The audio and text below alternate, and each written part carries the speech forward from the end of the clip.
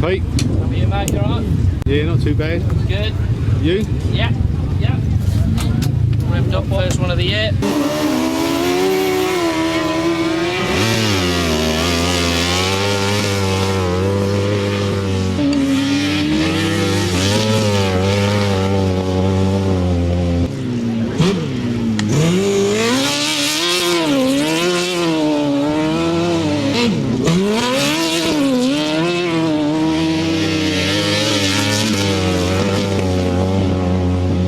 Race number one for 250, 350 solos. So we're looking forward to the first action of Wainfleet of this 2013. An interesting first rider on track is the reigning British 350 champion Andrew Mellish. He leads them out for the first race of the day. Be interesting with both Andrew Whittaker and Michael Faulkner in action as well, and be interesting to see how quickly the 250 goes with them, because of course David Knowles, former British 250 champion, is very, very quick on that 250, but he has got some very, very competitive 350s as well as some useful 250s to contend with. So it's going to be interesting to see where exactly David comes amongst these 350 riders aboard his ultra quick 250.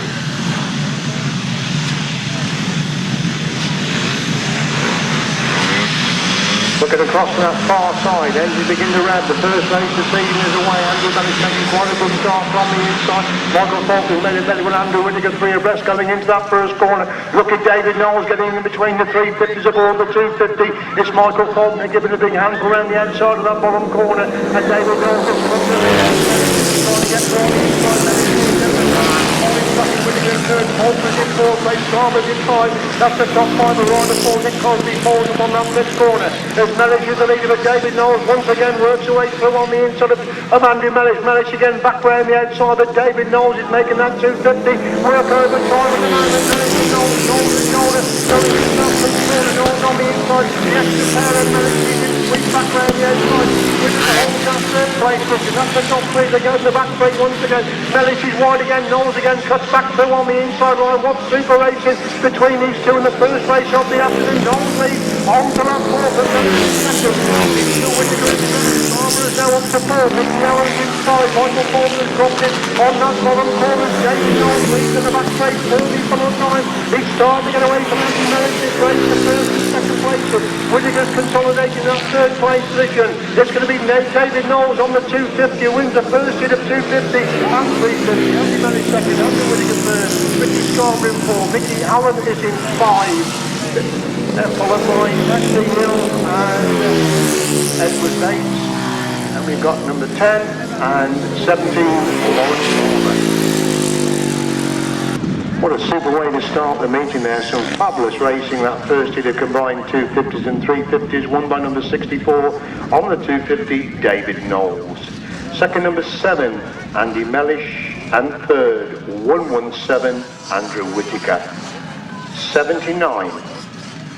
77, 115, 74, 10, 17 and 18.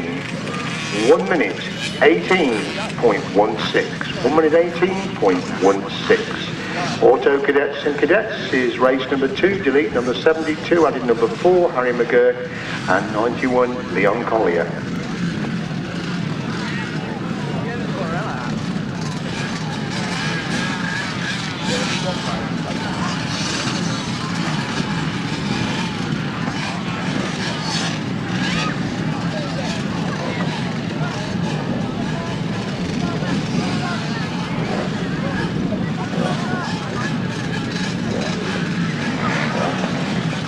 So we've got the Auto Cadets and Cadets, the first action of the Junior Poacher part of the meeting. Oh, and somebody's really out of the start there, not the instant there for the youngsters.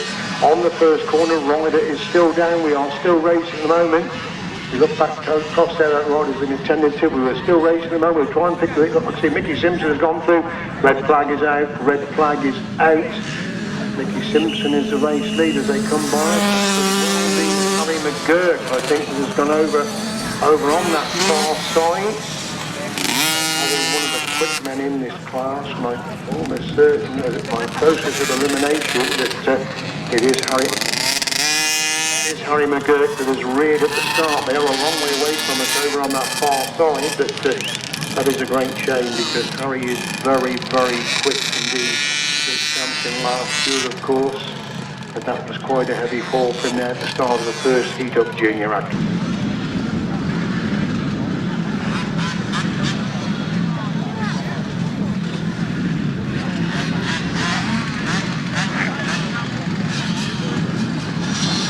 Harry McGurk will not be going in the restart. He's being checked over by the medical crew at the moment. Looks like Mickey Simpson made an absolute flying lead and in the back straight for the first time. Somebody going from the inside of Mickey Simpson very quickly going in to that top corner. Try and get the numbers they come in to do. It's a long way from us. Mickey Simpson again trying to get back round the outside. Could well be George Hopper, I think, is hit the front. It is George Hopper is hit the front. And Mickey Simpson in second. And McGurk has got the third. 77 is in fourth, that's RH West is in fourth place, that's the top four as George Hopper leads. Mickey Simpson off the field in second place, he's still getting away. Then Sam McGurk who's got the third place position, that's third in three. Into that top corner once again, great to see the youngsters on a big track like this, they can really wind it on. Mickey Simpson making a big move around the outside of that top corner. George Hopper just holding the day. As Hopper leads it and Simpson second, McGurk has got the third. West is in fourth place, that's the top four. And each of the leader going down the back straight once again. George Hopper 2 bites clear of Mickey Simpson. Mickey Simpson trying to close the gap as they go to the back straight. Mickey Simpson's very quick going into that top corner, but still he can't close the gap there. It is still Hopper who leads Mickey Simpson and right down the outside of that bottom corner. George Hopper on the inside right. Mickey Simpson has he got the drum and he's alongside Hopper now as they move it on to four. Hopper leads from Simpson holding that second. McGurk is back in third place. That marker comes into play upon that fifth corner as George Hopper goes through on the inside. Mickey Simpson follows him through on the inside and George Hopper's starting to get away from Mickey Simpson's race for first and second place in the auto cadets and the cadets. It looks as if George Hopper's going to pick up the winning ride in restarted race number 2. George Hopper gets the winning ride. Second place is Mickey Simpson. Looking back to Sam McGurk to come across the line in third place. Sam McGurk picks up the third place. It should be Ellis West to come across the line in fourth. It is Ellis West who comes across the line there in fourth place.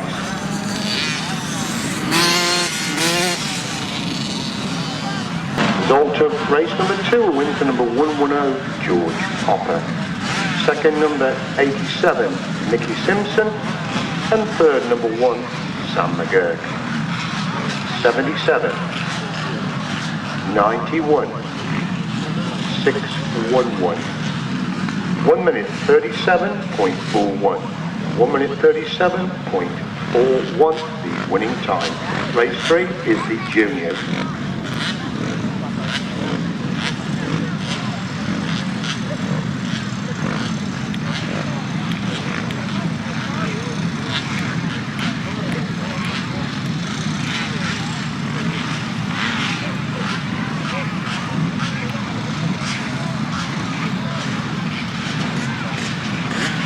So in the line then for the first heat of junior action.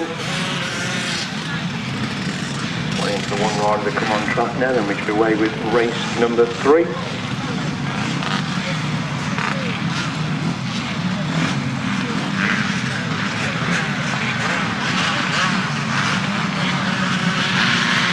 Grabbing up on the line, away to a clean break, and William O'Keefe gets an absolute far rider down again up on that starting area. We're going to the back straight for the first time. It's still red flag is out. Red flag is out again, so problems again at the start in the first heat of the junior action.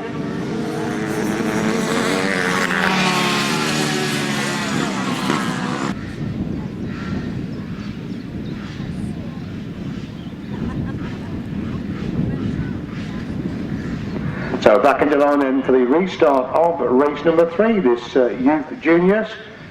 Of course we'll have the fallen Lewis Pugh. Away to a clean break, William O'Keefe made an absolutely super start again. It's Mr. Steadler's gone off the suit in second place. Sam still in second place. William O'Keefe leads him going into that first top corner for the first time. Steadler's got the second. Looks like Charlie Brooks making the move round the outside to go through into third. Stead in second. Brooks has got the third. Riggs is in fourth place. These four are getting away. Simon starting in sixth. That's the six. They race in the back straight once again. William O'Keefe making that super quick start. Really count now. And Brooks has gone round the edge of Stead to go through into second place and sets about chasing the race leader William O'Keefe coming out of that top corner and completing lap number 2. It's O'Keefe on the inside. By Charlie Brooks, he's gone through from third to first. O'Keefe again gets the corner first, but Brooks again sweeps back round the outside to reach next to lead. O'Keefe hangs on to second place. Instead has now lost that third place. Third and fourth places. Going into that top corner once again. Brooks is now starting away at the front, but O'Keefe who holds that second place. They've lined the bump there. Steaders down in that third place.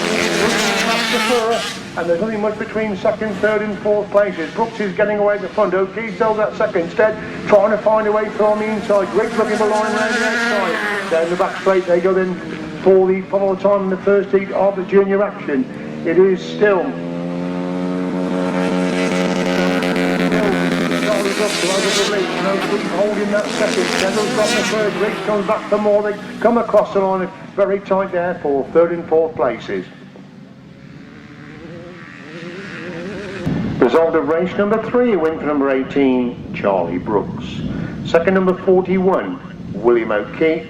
And third, number 2, Sam Stead. 1:16, 90 and 1:43.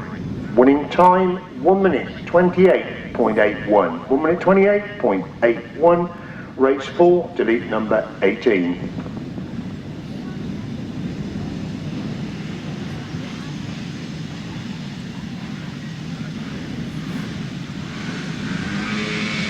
On the line then for the first heat of Inters, and quickly away with this first heat of Inters action down the back straight. They go for the first time. Conor Lock hasn't made the best of starts, but either rider gone through on the inside and leads going in that top corner for the first time. It looks like 111 has gone with him into second place. They come to the bias for the first time. It is Conor Lock who has the leader. Toby Flynn has now gone through into third place. That's the top 3 as they race down the back straight once again, and Conor Lock stood himself a big lead already in just the second lap of the first heat of Inters.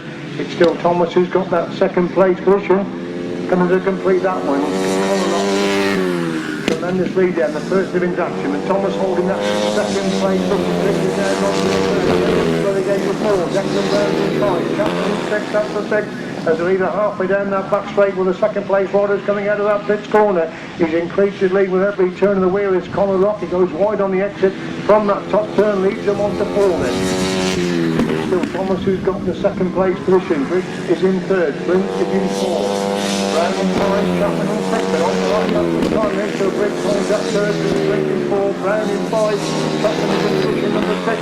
As the leader Conor Lock into the top corner for the final time. He's a length of a straight clear of the second place rider. Impressive stop then to number 11 Conor Lock, who gets the winning ride. It's going to be Jack Thomas just going to come across the line in that second place position. With third place, Sophie Flint is in 4. Declan Brown in 5, Sam Chapman in 6th place. The result in race number 4, a win for number 11, Conor Lock. Second, number 111, Jack Thomas. And third, 116, Lewis Griggs. 25, 8 and 17. 1 minute 22.88. 1 minute 22.88. Race 5, first heat of the 500 solo.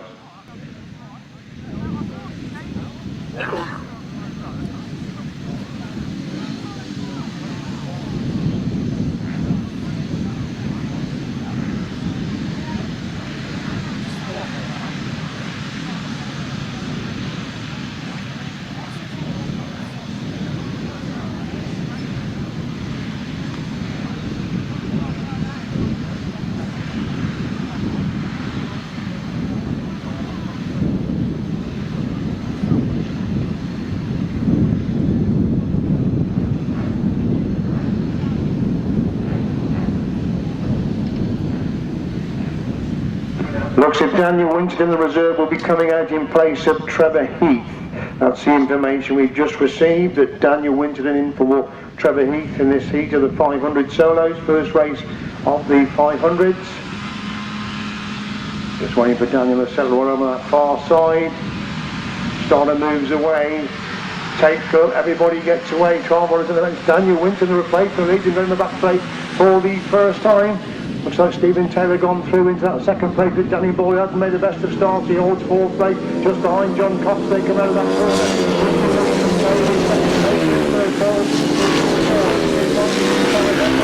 John Cox holds position number 6 up the top 6. They go in the back straight once again. Then Winterburn still in the march up front. Still Taylor holds that second place. Bishop Fensmith winds it on round the outside of that top corner. Tries to come inside Taylor. Gets inside Taylor to go for the second place.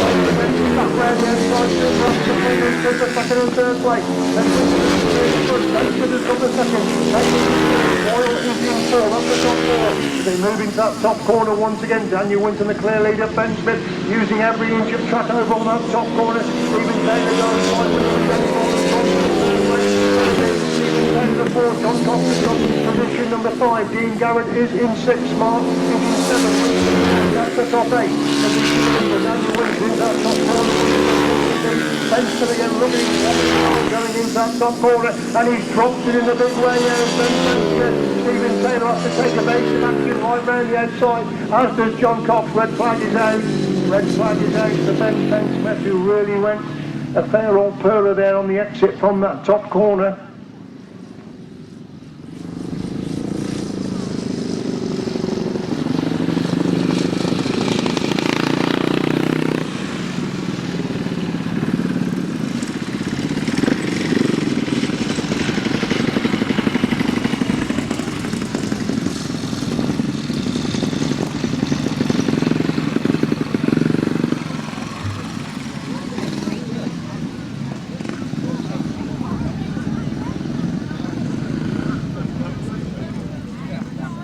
Race number 5 is the result over 3 laps, with the exclusion of rider number 37, who was obviously the primary cause of the stoppage.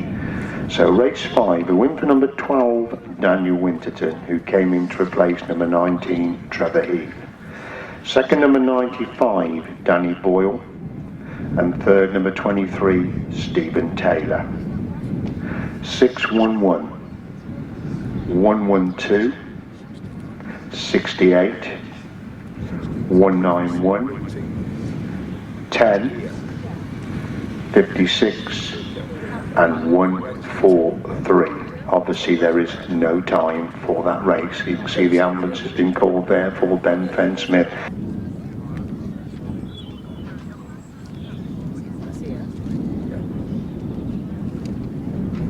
Whereas it was getting a bit monotonous when Lorenzo winning every time. Yeah.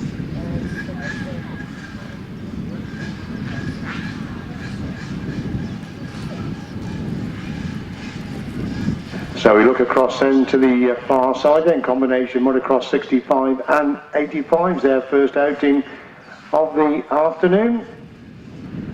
British champion Jolyon West in action of course here.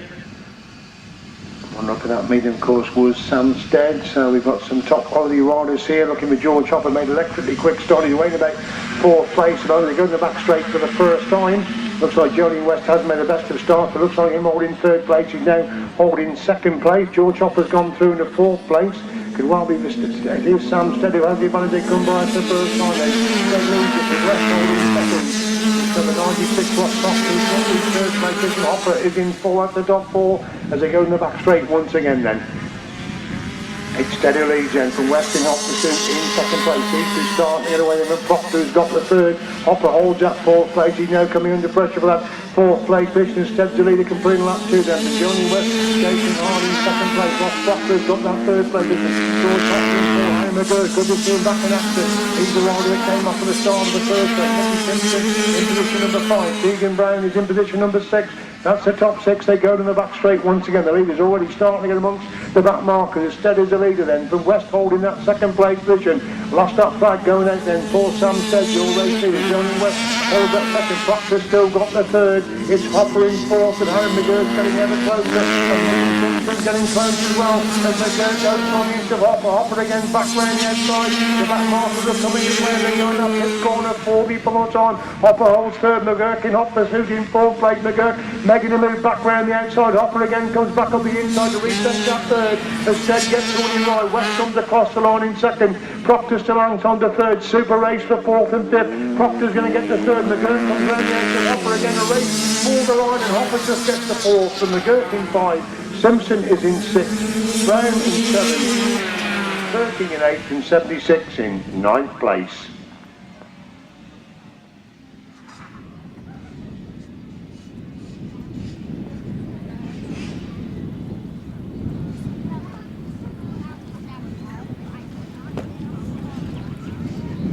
The result of race number 6, a win for number 2, Samstead. Second, number 78, Jonian West. And third, number 96, Ross Proctor. 110, 4, 87, 8, 13, and 76. 1 minute 27.81. 1 minute 27.81. Race 7, first heat of the big chairs in, delete number 362.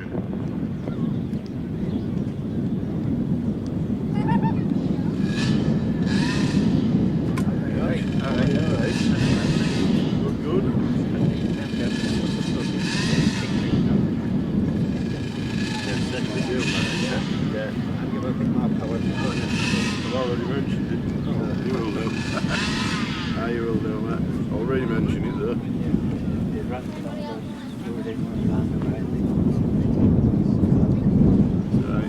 Now we're plugging it. Looks like there's no John Stafford as well. Those are here that saw the practice. We probably saw that he had a major problem in practice, so that's a great shame. So we've got Colin Blackbourn, Shane Lingwood, Rob Bradley and Rod Wilson. First heat of the big chairs. They all got away. Colin Blackbourn made a good start, but Rob Bradley. It's Wilson third, it's Lingwood in 4, that's the 4, and Colin Blackbourn trying to find a way through into Rob Bradley, but Bradley's quick going up that back straight. Bradley leads, and Blackbourn holding that second. Rob Wilson getting closer in third. Lingwood dropping back in 4th place. Exiting that Fitz corner and coming to completely over then. Lingwood is in 4th place, going up the back straight once again. Blackbourn pretty quick coming off that top corner, but Rob Bradley bears on going down the back straight into the Fitz corner. They go once again, equal distance between first, second and third, as Bradley and Simpson lead from Blackbourn and Pugh holding that second place. Third with Lingwood and Goodwin in third. Blackbourn again gets very close to Rob Bradley. Rob Bradley looks behind him. Colin Blackbourn's 2 bikes down there as they go off the back straight and into that Fitz corner once again. Last that flag being made ready then for Rob Bradley and Shaun Simpson. They've gone wide. Colin Blackbourn Rob Bradley, Rob Wilson dropping back slightly in third. What can Colin Blackbourn do? Onwards alongside Bradley, closing the gap again, coming right alongside Rob Bradley now as they go up the back straight, 4 feet from the time. It's Bradley who leads from Blackbourn holding that second place position. 2 bikes between them coming off that final corner. Rob Bradley gets to one side, second place goes to Colin Blackbourn. We've lost Rob Wilson on that third lap as well, so Rob again had a disastrous day at Easter last week with machine problems. He got a safe 3rd place and he's got machine problems again in the first outing this afternoon, but super race there between Colin Blackbourn and Rob Bradley.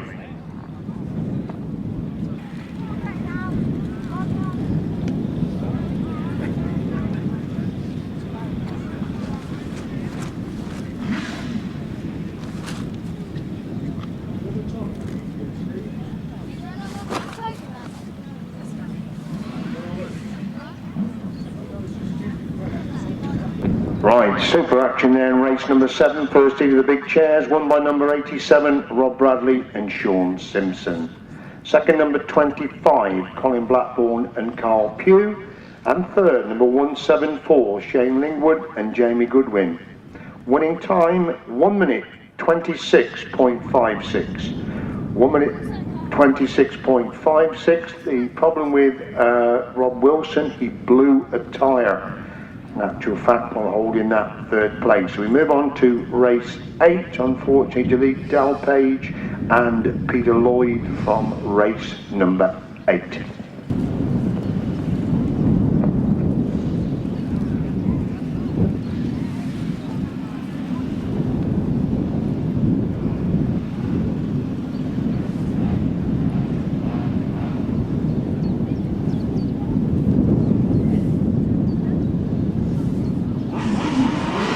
Revving up on the line for the second heat of the big chairs then.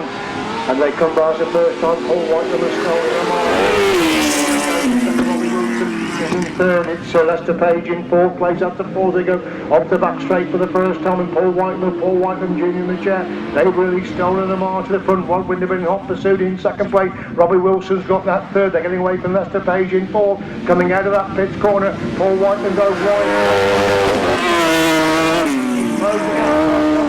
And there they go into that top corner once again. Whitelam leads by 3 bites and Rod Winterburn again. Winterburn turning it very tight. He's closed the gap to a bite between them. Going into the pits corner once again. Super Action at first and second place. Whitelam takes a much wider line again. Rod Winterburn a much tighter line.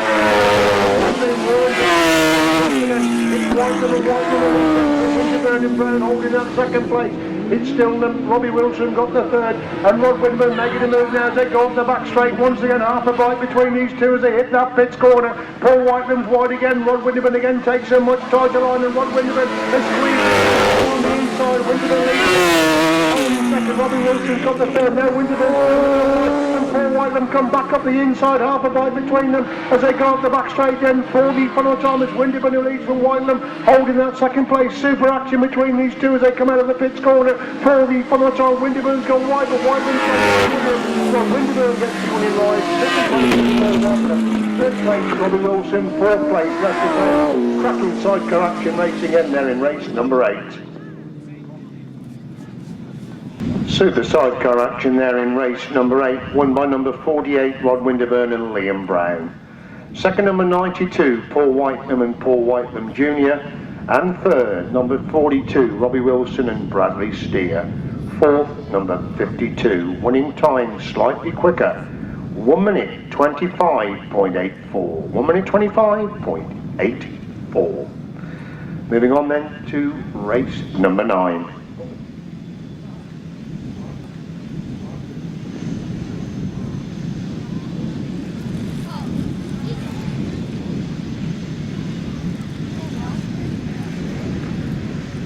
Race 9 then a combination of 250s and 350s. Don't forget Tandra Whittaker in, number 117.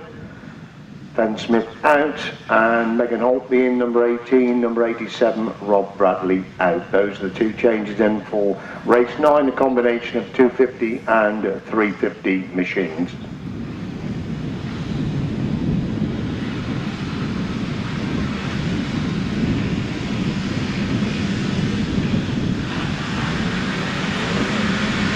Everybody gets away to a clean break. Oh no, we don't. We've got one rider coming down there on the starting area, exactly the same place as Andy Mellis leads, and Mickey Allen. Red flags are out straight away again. Red flags are out.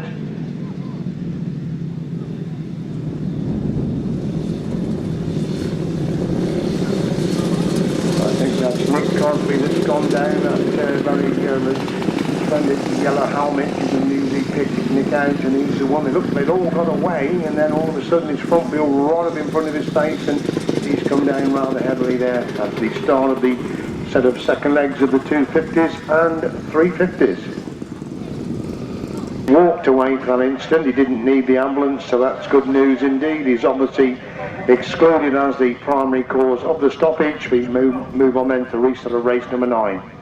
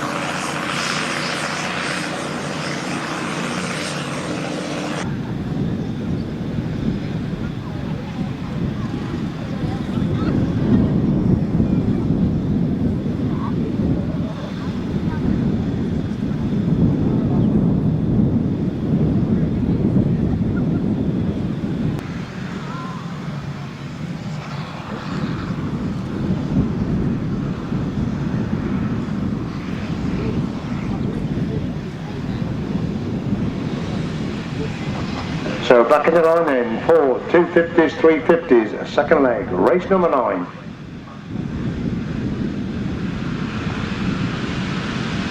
Away to a clean, but they do all get away. It looks like Nicky Allen's made a super start this time. Easily David Knowles is quickly away looking for Andy Mellish. He has made the best of starts. It's David Knowles who dives from into Mickey Allen to lead him into that top corner for the first time. It's David Knowles again aboard the 250.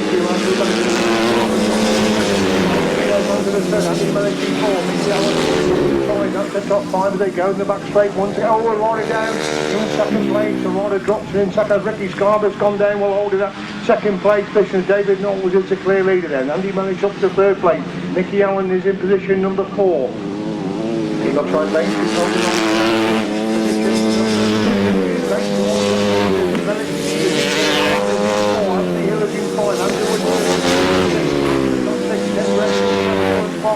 Is in 8, and he should have either then. David Knowles looking to make it 2 to 2 in the heats of the 250, 350. It's still Edward Bates who holds that second place as the landmarkers of the outside. It's David Knowles who leads the third. Allen is in 4, Hill is in 5, looking in through the Valerie Mandy back into the 7th place, in 8, Lawrence Barber in 9. As we see Andy Mellish having to go for that second place at Bates. They go into that top corner for the final time. It's 2 to 2 for the impressive David Knowles. Andy Mellish the Bates in 3rd. Allen is in 4th. Whittaker in 5. 7th. Lawrence Barber and Shaun 8th and 9th. Race 9 result, winner number 64, David Knowles. Second number 7, Andy Mellish. And third, 115, Edward Bates. 77, 117, 74, 79, 10, 17, and 18. 1 minute 21.91. 1 minute 21.91. Race 10, delete 72. Adding number 4, Harry McGurk, and 91, Leon Collier.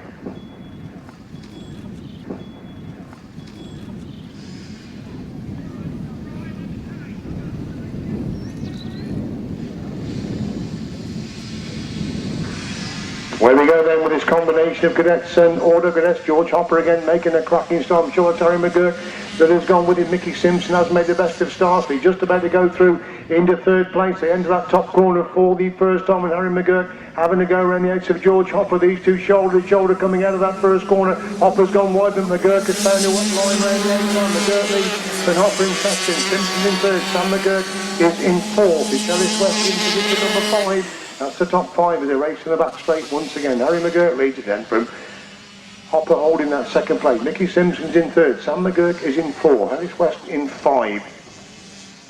That's the top 5. Lionel Cox is in 6th place. They come out of that top corner then. The order the same with Harry McGurk having the advantage then. So George Hopper holding that second place. Mickey Simpson 3rd. Sam McGurk starting to get closer in 4. Harris West is in 5. Leon Cox in 6th.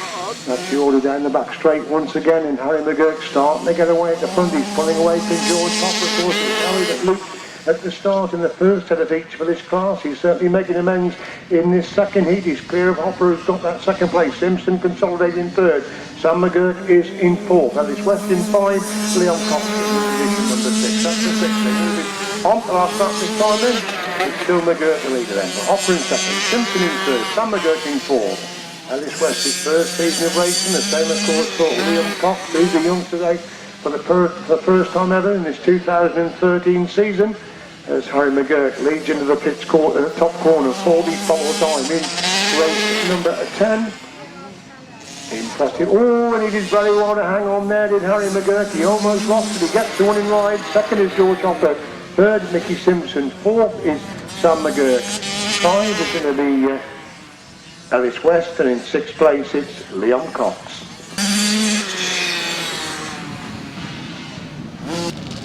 Race 10 result then. A win for number 4, Harry McGurk.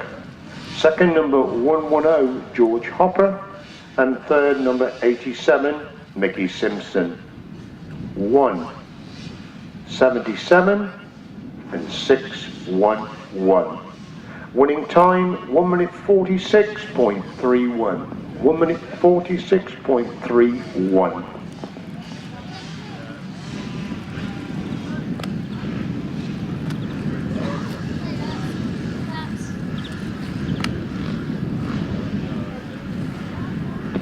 And we go into race 11, Youth Juniors.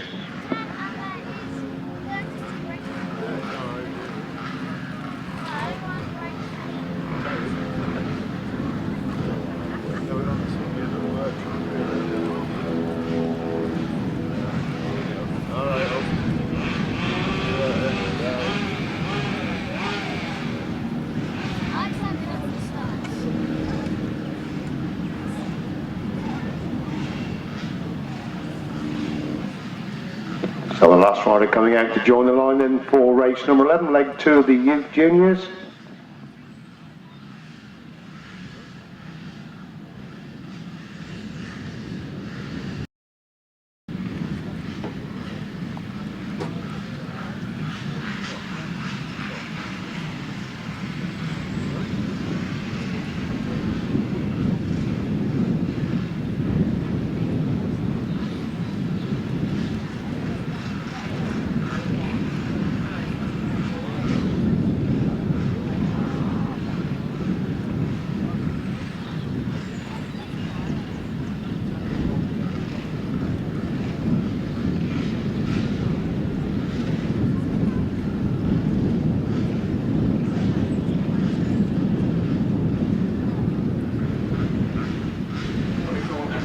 Looks to be still waiting for the rider to come out then for race number 11.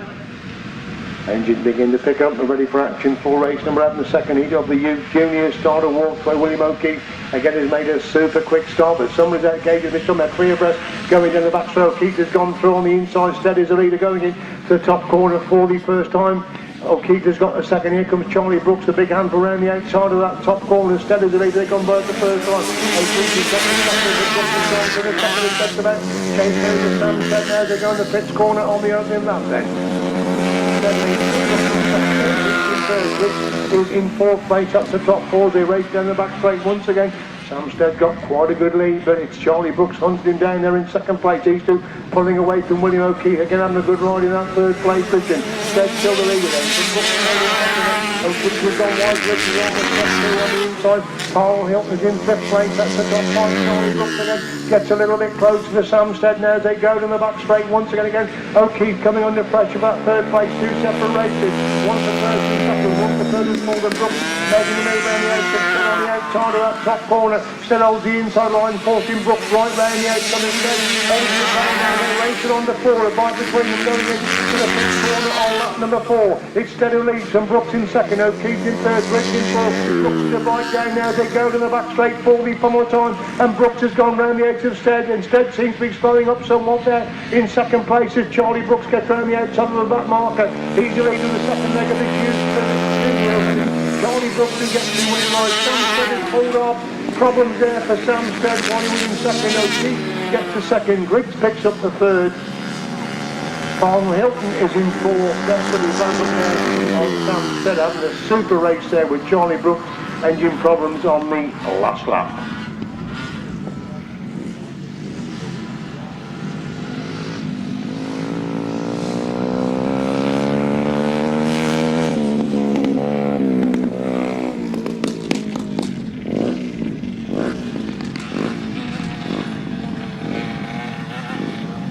If you push, you will get your points. If you want to push across the line, you will get the last place points, which could be crucial at the end of the day. So let's have an applause for Samstead. He was the race leader. He had machine problems. He's pushing across the line to pick up what could be crucial points. Well done, Sam.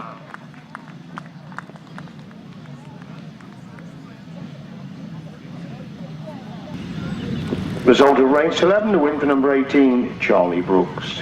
The second, number 41, William O'Keefe, and third, 116, Milo Griggs. 90, 143, 2, and 25. 1 minute 30.62, 1 minute 30.62. Race number 12, delete number 8. Danny Winterburn coming out of the race early. There he is, due out in the 500 solos, actually coming out to go out with the intermediate. So Danny back to the pits. He will be back out in race 13. Of course, he was the winner of the first heat of the 500 solos.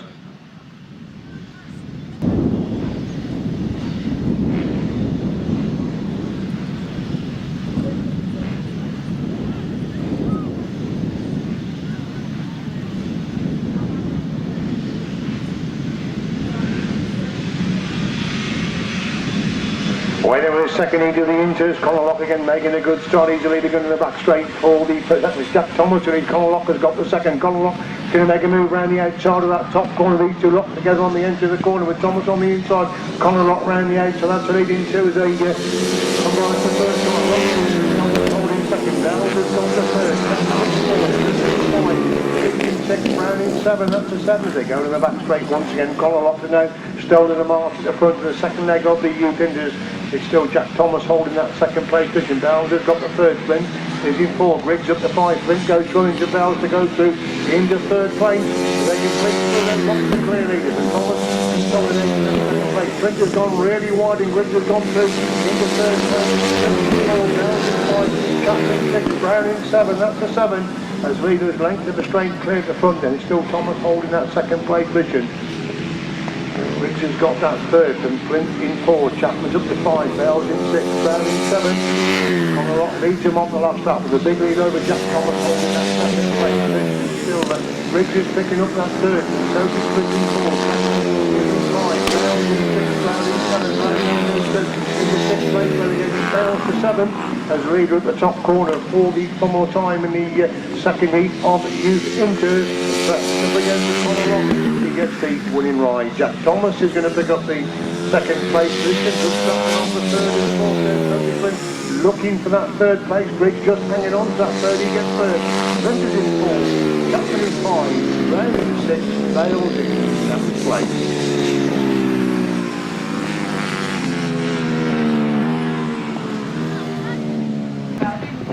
Race 12 result to win for number 11, Colin Lock. Second number 111, Jack Thomas, and third 116, Lewis Griggs.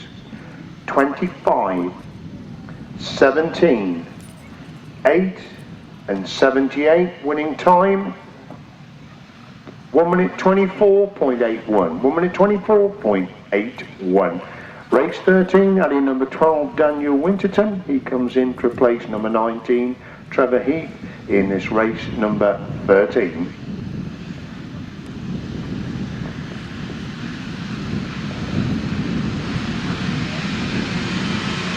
Away with the second heat of the 500, Danny wins again, making a good start again. It's Stephen Taylor, the rod has gone with him. John Cox is up into third place. John Smart is in fourth place. Gareth Hickmott trying to work his way to the field. Danny Ball, a very bad start again. He's moving. Oh, Danny Ball is down in the road.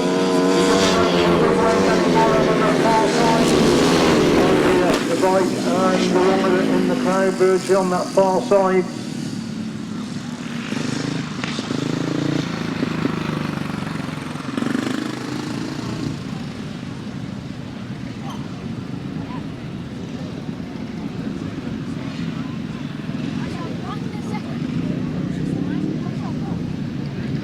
Cool.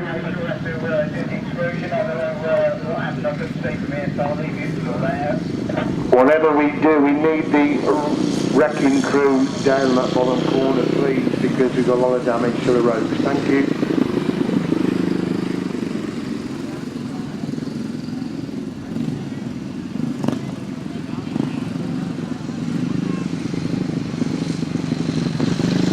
News from the middle of the sea, that race stopped in the interest of safety, and unfortunately Danny Boyle will be excluded as the primary cause of the stoppage, so we just hope that Danny is going to be okay.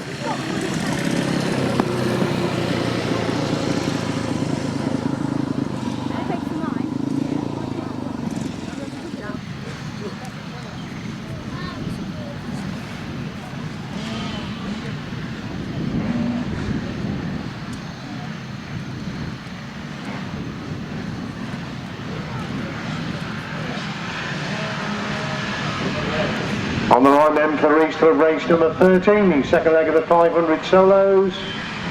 Away we go, and again it's Daniel Winter making a good start. We have been outgated by John Smart. Stephen Taylor, three abreast, going into the top corner for the first time. It's Daniel Winter leads, but John Smart in second, Stephen Taylor in third. Gareth Hickmott working his way through on the inside. He goes through the third place. Garrett in 6, Hartley in 7, that's the top 7 as they go in the back straight once again then.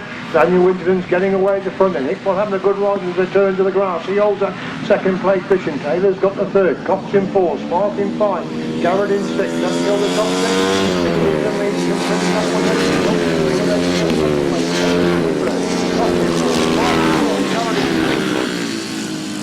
That's the top 6 racing down the back straight once again then. The order the same with Daniel Winterton start increasingly. Stephen Taylor gets a little bit closer to Gareth Hickmott. That race for second and third places.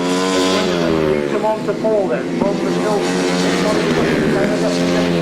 Third. Cox the on the 4. We've got that race for second and third. Dropped him all over the third place on the pit corner. He was just about to put on the challenge on Gareth Hickmott when he drops on the pits corner. Daniel Winterton goes to the inside of the track to the outside, but he makes it win number 2 in the race for the 500. So Gareth Hickmott holds in second place. John Cox picks up the third.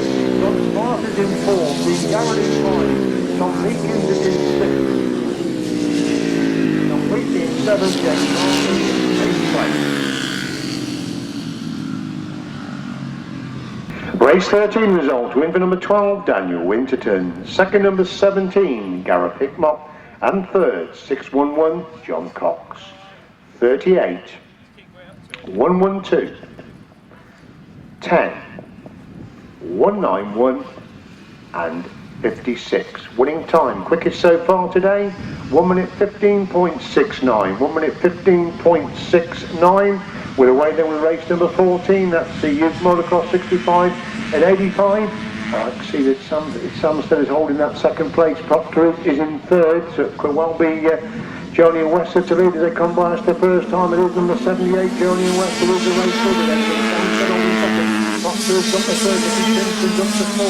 That's the top 4. George Hopper in position number 6. They go down the back straight once again in the second leg of the Motocross 65 and 85. It's Dennis Johnny Wester has the advantage then, going into that top corner. Samstead hunting down in second place. These two starting to get away from the remainder of the field. They complete lap number 2. Wester still making it very close in second place. Until Proctor's got the third. Offers up to 4. Simpson is in 5.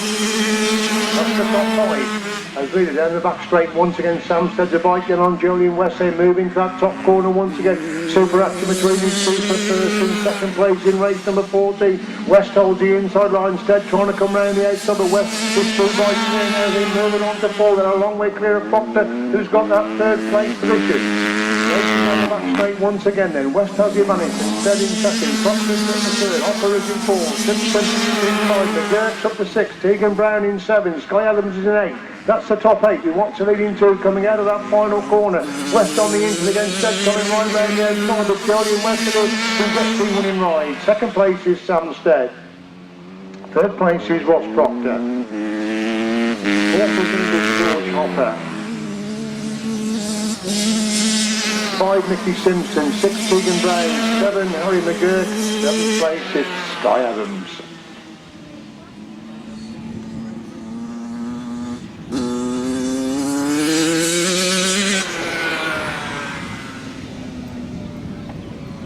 Result of race number 14, win for number 78, Jolyon West. Second, number 2, Samstead, and third, number 96, Ross Proctor.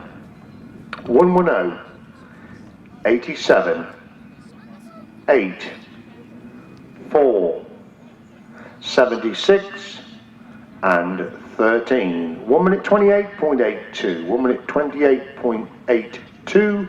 Moving on to race 15, delete number 4 and delete number 3.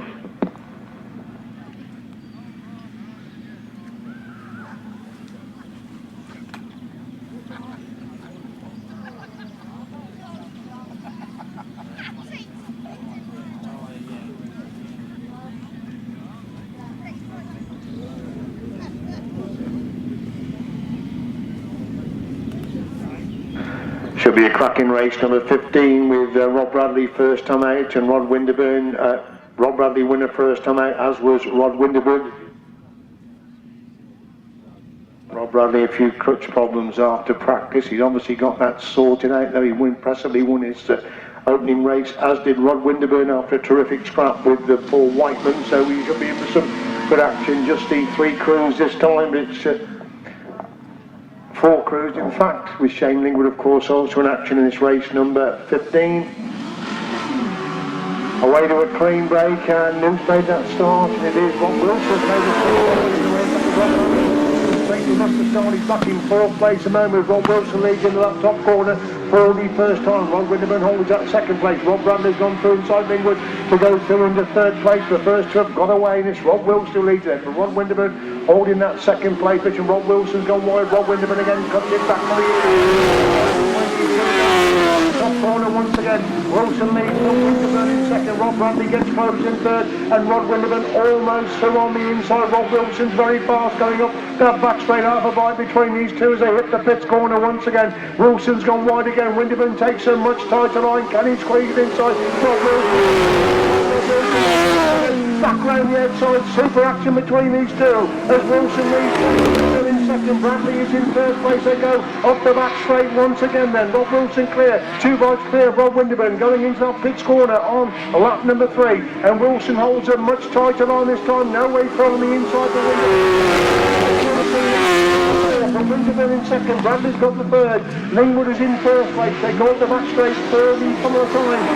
Rod Wilson's going to pick up his first winning ride of the season. He's getting away from Rod Winterburn now as they go in the pits corner for the final time. Super sidecar action again in this heat as Rod Wilson gets a winning ride. Rod Winterburn, 3rd place, Rob Bradley, and in 4th place it's Shane Lingwood. Super sidecar action again in race number 15.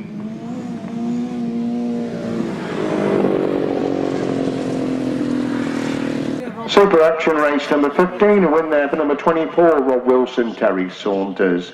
2nd, number 48, Rod Winterburn, Liam Brown. And 3rd, number 87, Rob Bradley and Shaun Simpson. 4th, number 174. 1 minute 26.28, the winning time. 1 minute 26.28. On we go to another heat of the big chairs then, which is race number 16 on the programme.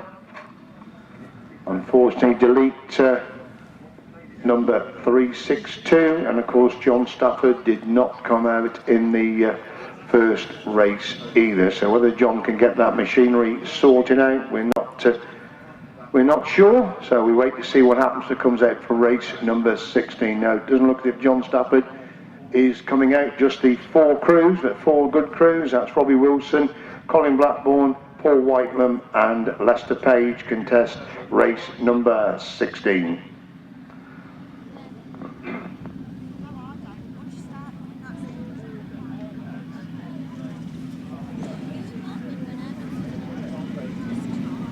We will be watering again after the 250 and 350 race. These 4 crews on up then for race number 16 of the big chairs. Robbie Wilson, second, Colin Blackbourn looking the line through on the inside. They're going to be 3 abreast coming out of that top corner. They are 3 abreast. Colin Blackbourn locked it up on the inside as Robbie Wilson leads from Paul Whitelam in 2nd. Colin Blackbourn in 3rd. Lester Page in 4th place. Paul Whitelam looking the line through on the inside. Robbie Wilson moves off the line, a gap on the inside. Paul Whitelam comes through. As though Paul Whitelam and Colin Blackbourn got inside Robbie Wilson. Robbie Wilson trying to hit back now by retaking that 2nd place from Blackbourn. As it's Whitelam the lead then, but Colin Blackbourn holding that 2nd. Robbie Wilson's got the 3rd. Going into the pits corner once again, Paul Whitelam and Paul Whitelam Jr. They have the advantage there, but Colin Blackbourn moving into that top corner once again. Colin Blackbourn looking the line through on the inside, but Paul Whitelam's quick on the exit from that top third, looks over his shoulder. Colin Blackbourn's 2 bites behind him as they hit the pits corner once again. Whitelam leads from Blackbourn in 2nd. It's still Wilson in 3rd. Hayes is in 4th. Paul Whitelam has left the gap on the inside. Colin Blackbourn has got through that gap. Paul Whitelam again back round the outside to retake the lead. Colin Blackbourn's half a bite down now as they go in the pits corner for the final time. Colin Blackbourn trying to find a way through on the inside. Paul Whitelam trying to hold the line and race the line. Mercy together. Fantastic action there between those two. What a super race that was, and as they flashed across the line, I couldn't separate them there between Paul Whitelam and Colin Blackbourn. Robbie Wilson in third, Lester Page in fourth. Fabulous sidecar racing there in race number 16. What a fabulous race that was. That was worth the admission money alone, that they flashed across the line inches apart. Race 16, first place, number 25, Colin Blackbourn and Carl Pugh. Second, number 92, Paul Whitelam and Paul Whitelam Jr. And third, number 42, Robbie Wilson and Bradley Steer. Fourth place, number 52. Winning time, 1 minute 27.81. 1 minute 27.81. A fantastic race. Race 17, delete number 87, put in 117 Andrew Whittaker. Delete number 32, Jamie Fennsmith, and put in number 18, Megan Holtby.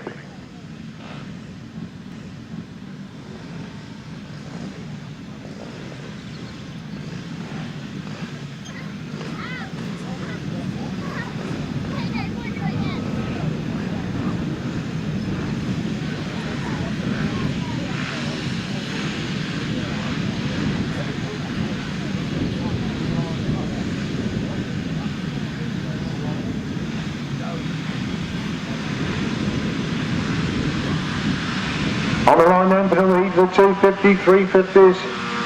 Away in David Knowles again, making a good start. Andrew Whittaker's quickly away. Andy Mellish gets away this time. Andy Mellish hits the front, going the back straight the first time. Knowles has got the second. Whittaker is in third place. That's the top three, that top corner on the opening lap. David Knowles has squeezed away through on the inside. Alan in sixth, up the top six they go. Down the back spread on lap number 2. Andy Mellish slowly a bit forward, getting away from David Knowles in this race to first and second place. Mellish leads to Knowles in second. Look at the speed of David Knowles on the entry to that top corner. Andy Mellish winding on back round the outside to retake the lead.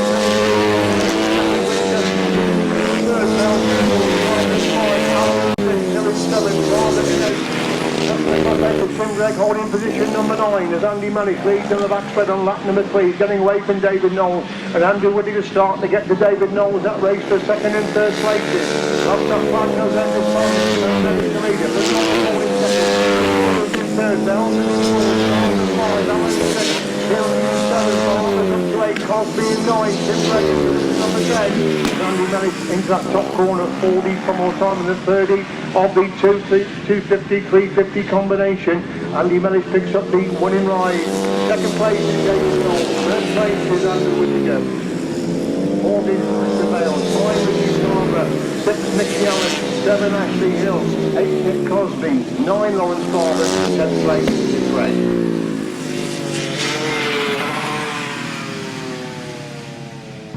Race 17 and a win for number 7, Andy Mellish. Second, number 64, David Knowles, and third, number 117, Andrew Whittaker, the replacement. 115, 79, 77, 74, 96, 17, 10, and 18. 1 minute 18.09. 1 minute 18.09. Race 18 will take place after Wharton. Delete number 72, Jack Monford. Adding number 4, Harry McGurk, and 91, Leon Collier.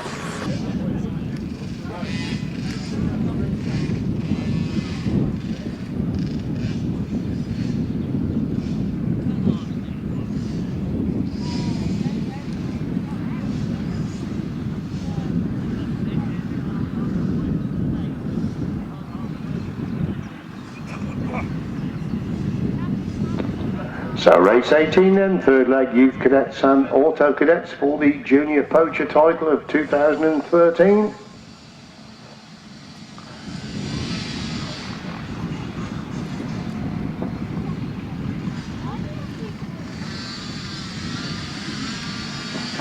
Away in George Hopper's got an absolute fly. Look at Mickey Simpson's pretty quick away in second place, and Harry McGurk has gone through in third place. Sam McGurk is in fourth. That's the top four. They enter that top corner for the first time. George Hopper absolutely flying at the starts this afternoon. Mickey Simpson chasing him hard there in second place, but Hopper is now the advantage of Gumball for the first time. Simpson got the second. Harry McGurk is in third. Sam McGurk is in fourth. It's Ellis West in five. Liam Cox is in six. That's the sixth. We can see Hopper cleared and that back straight. Harry McGurk has now gone through and it's and Harry McGurk's over the top. He has just got past there, Mickey Simpson. He's gone over the top, but thankfully he's very, very quickly on his feet. It could have been a very nasty one there for Harry McGurk, but he is on his feet very quickly. The racing is continuing this heat. They're not the cadets and auto cadets. Red flag is out. So it's the second time that Harry McGurk has bit the dust this afternoon, but he went straight over the top of the handlebars there. That could have been very nasty indeed just after he got on the inside of Mickey Simpson.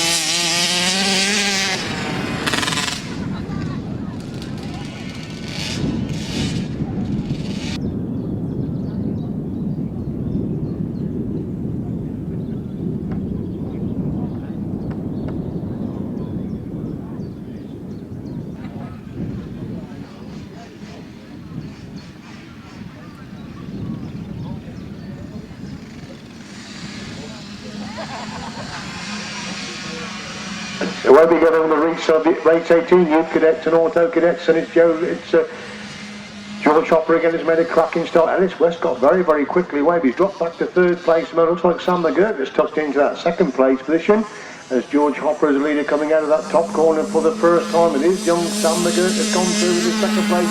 Mickey Simpson's got the third. Ellis West in four. Leon Cox is in five. That's the five. But George Hopper's stolen them off the front and Sam McGurk chasing after him in second. Mickey Simpson looking to improve upon that third place. Ellis West is in position number 4 with Leon Cox in 5. As they race into that top corner once again, it is George Hopper who's cleared out and Sam McGurk holding that second. Mickey Simpson just starting to close the gap slightly on the second place riders. They complete lap number 2. Hopper Wellington towards the front. McGurk holding that second place.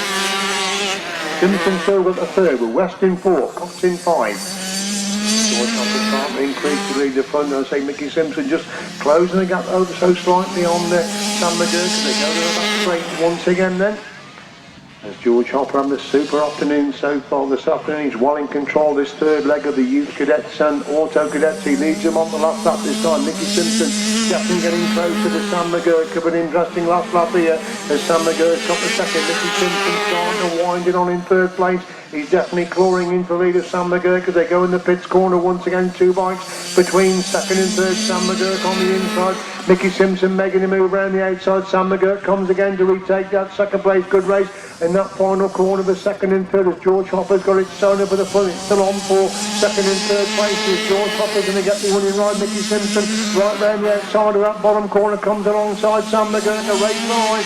Sam McGurk gets the second. Mickey Simpson is in third. Ellis West will be in 4th and Liam Cox in 5th place.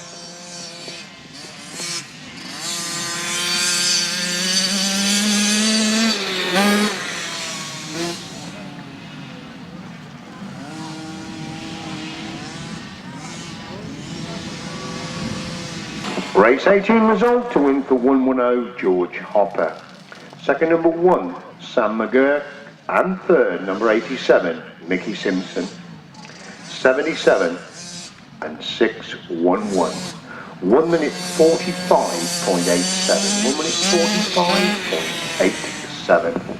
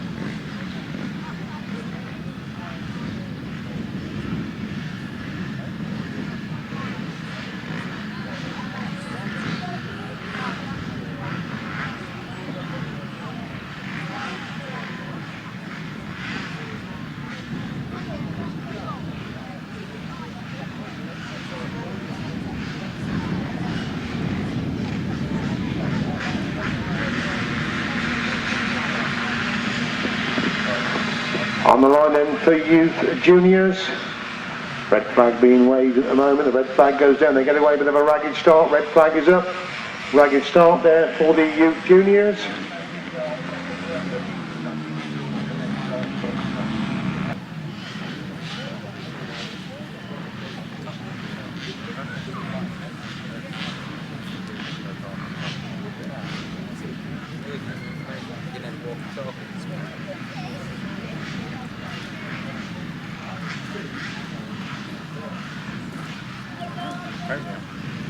Oh, yeah, sorry, pig. Well.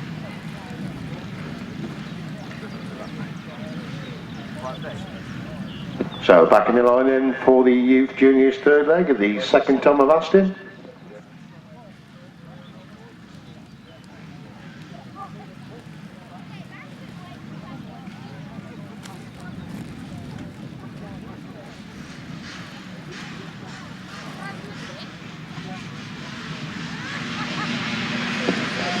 Away we go then, William O'Keefe again, making an absolutely super duper start. He's really flying at the trap. Charlie Brooks has gone away in third place. They go into that top corner for the first time, and we're looking to see what's happened to Sam Stead. Obviously, it must have been a major blow because we've got no Sam Stead at this time. Has ridden so well in the early heats, and it's reached the one again. William O'Keefe is up to third. Paul Hilton is in fourth place, so that's pretty bad luck there for Sam Stead. The second leg, and it's good clear for O'Keefe is in second. Brooks is in third, and a lot to do in third place. He's now starting to reach second place of William O'Keefe. Coming on to complete that one then. It's still Griggs who has the advantage from O'Keefe in second, and Brooks is coming on. O'Keefe just hanging on to that second place. Brooks up the line round the outside. Paul Hilton still holds that fourth place position. Scalding is in five, that's a five. Down the back straight they go once again then. Second place position and starts after Milo Griggs, and that chase for the race leader as Griggs leads him on the last lap then with a wide line in Brooks holding that second place. So Simpson's got the third place position. It's still Colin who's got the fourth spot. Down the back straight for the final time in the third leg of the youth juniors. Milo Griggs on course to pick up his first race win of the afternoon. Still Brooks holds that second place position. So number 116, Milo Griggs wins his first race win of the afternoon. Charlie Brooks is dropped while holding second place. Brooks is dropped on that bottom corner. So drama in race 19. William O'Keefe comes across the line in second. It's going to be Josh Parner-Hilton who picks up the third. Can Charlie Brooks get it? And Parner-Hilton's only going to get across the line with a 6 bite to get the third place. He's just got across the line. Charlie Brooks has remounted, so we'll pick up some points.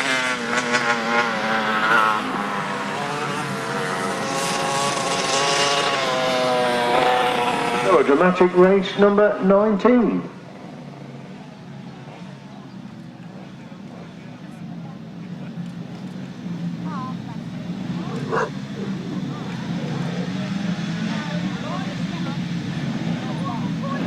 A dramatic race number 19 won by 116 Milo Griggs. Second number 41 William O'Keefe, and third number 90 Josh Parner-Hilton.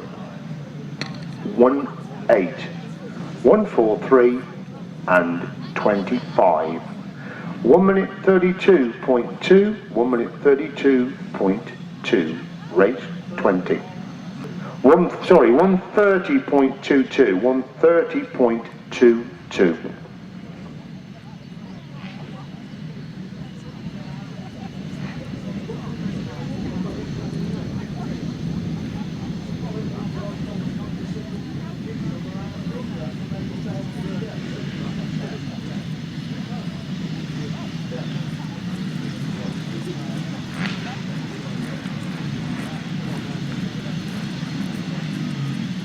Race 20, youth enters their third leg. Delete number 18.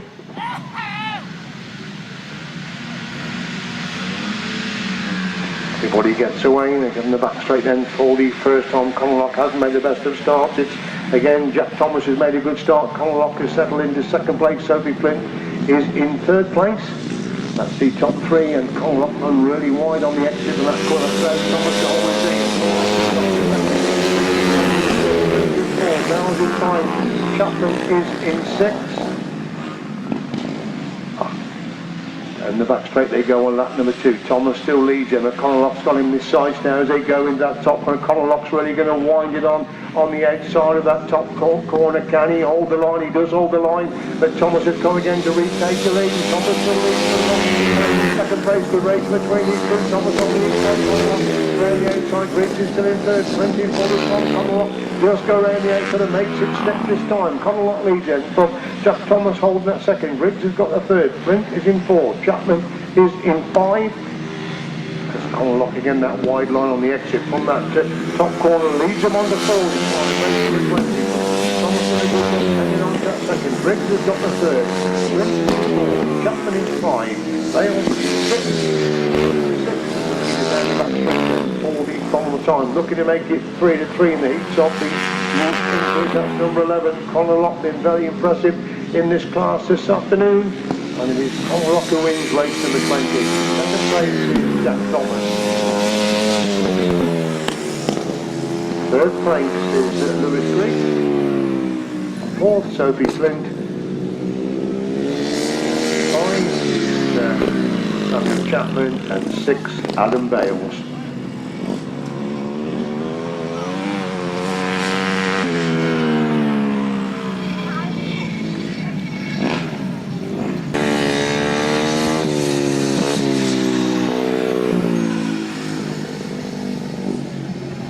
Race 20 result to win for number 11, Conalock. Second number 111, Jack Thomas, and third 116, Lewis Griggs. 25, 17 and 78. 1 minute 29.62. 1 minute 29.62. And we go then to race number 21. 500 solos. We will delete obviously Ben Fenn-Smith. I doubt if we shall see Danny Boyle come out this time, and you add in number 12, Daniel Winterton, who's won the opening 2 races in this class.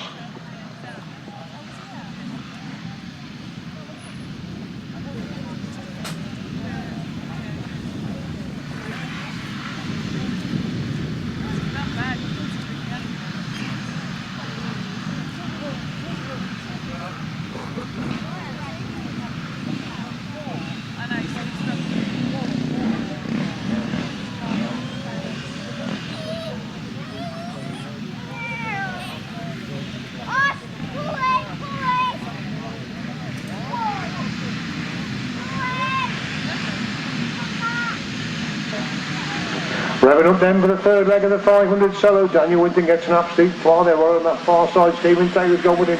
John Cox has gone for the third. Gareth Hickmont is in 4. John Smart in 5. That's the top 5. And they make their way into that top corner on the opening lap. Daniel Winton on the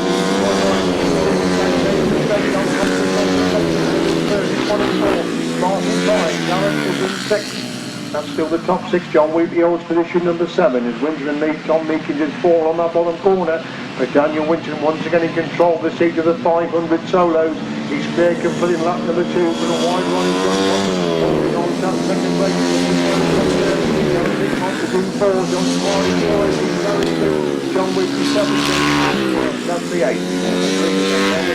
Once again, Stephen Taylor's made a mistake upon that top corner. Gareth Hickmont has now gone through into third place. And Daniel Winton running control at the front and leads him on to that corner. Cox is wide again. Can Hickmont get on the inside? No, Cox is still heading up second. Hickmont in third. Taylor is in 4. Gareth 6, 7, Hartley in 8. And Hickmot's on front. Cox on again, back round the outside. Half a mile between these two as they race in that top corner. Fergie follows on. This is Super Scrap. The second and third places. Daniel Winton makes it 3-3. The second and third. Cox has gone back in third. Cox gets the second. Hickmott is in third. Race the first and 5th. Stephen Taylor 4. John Smart 5. Dean Garrett 6. John Wheatley 7. James Hartley in 8th place.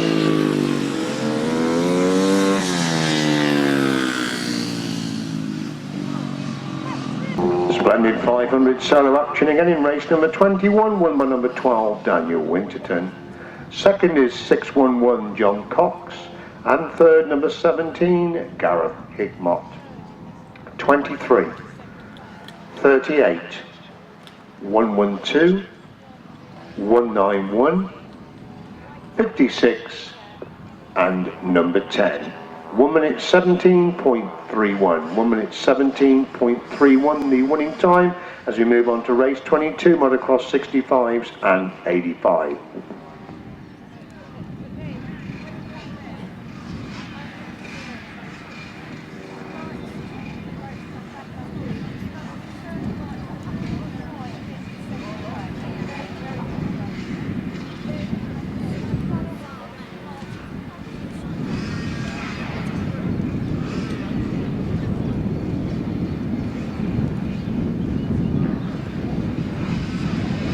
On the line then for race number 22, and George Hopper, who's got a fly, he couldn't keep the front wheel down. That's cost him 2 places. They go to the back straight the first one. Hopper is in 3rd place, but he's just lost that 3rd place. Looks like Jolyon West to me, who's at the front going into that top turn with Sam Stead scrapping it out with him as they did in the previous race. West leads them and Stead in 2nd. Hopper's on 2 into 3rd place. Hopper is in 4. Whitelam's in 5. That's the top 5 of the race. Down the back straight once again, and Stead has gone round the outside. West trying to come again, back up the inside. Stead 2 bites clear, going in to that top corner. Stead leads it, and West holding 2nd. Each seat clear of Hopper has gone through into that 3rd place position. It's still Sam Stead taking a wide line, Jolyon West taking a much tighter line, station line. 2nd place, they complete that number 2. It's still Hopper hanging on to that 3rd place position from the number 13. Baden Fellows up his best line. He's in 4. Stephen Brown in 5. That's the top 5 down as we see Stead then clear from West. West quick on the entry to that top turn. Can he close the gap at all? That's at the back of the field in this heat. He's been in the top 3, the other 2 opening heats, but it's still Stead who leads them. West holding that 2nd place position. Hopper now coming under pressure for that 3rd place. Good race going on for 3rd, 4th and 5th places. So Stead getting away from West that race. In 2nd place. And Hopper's got the 2nd, but Fellows has gone to on the inside and moved from the 3rd place. Hopper's got back round. Tegan Brown looking to improve upon that. 5th place, 3rd, 4th and 5th. There's only the winner of the game in the back straight. All the final time as it's Stead who gets one in right, and West gets a 2nd. We look at that super race going on for 3rd, 4th and 5th. There's still Hopper who's just got that 3rd. Fellows trying to come round the outside. Tegan Brown trying to find a way through on the inside, a race the line, and it's going to be Hopper that gets the 3rd. Fellows in 4, Brown in 5. Adams in 6, Gurk in 7, Mickey Simpson in 8, and 96 in 9th place. Race 22 result, win for number 2, Sam Stead. 2nd number 78, Jolyon West, and 3rd 110, George Hopper. 13, 8, 76, 4, 87, and 96. 1 minute 28.78. 1 minute 28.78. Race 23 then, delete number 3, and almost certainly you'll have to delete number 81 as well. So we've got Robbie Wilson, Rob Bradley, Rob Wilson and Paul Whitelam. So some cracking action once again coming up in race number 23, the start of the 3rd leg of the big chairs.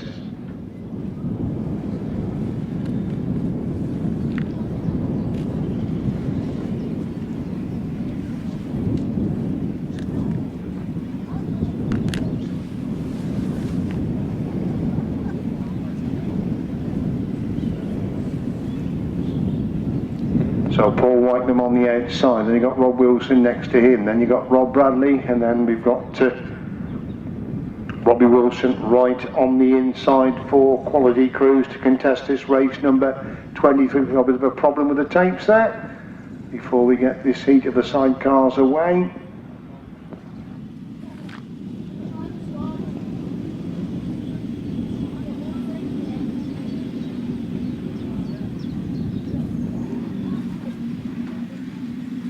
Number 23, the chair racing really has been of the highest standard so far this afternoon. I'm sure they won't disappoint in race 23 and race number 24.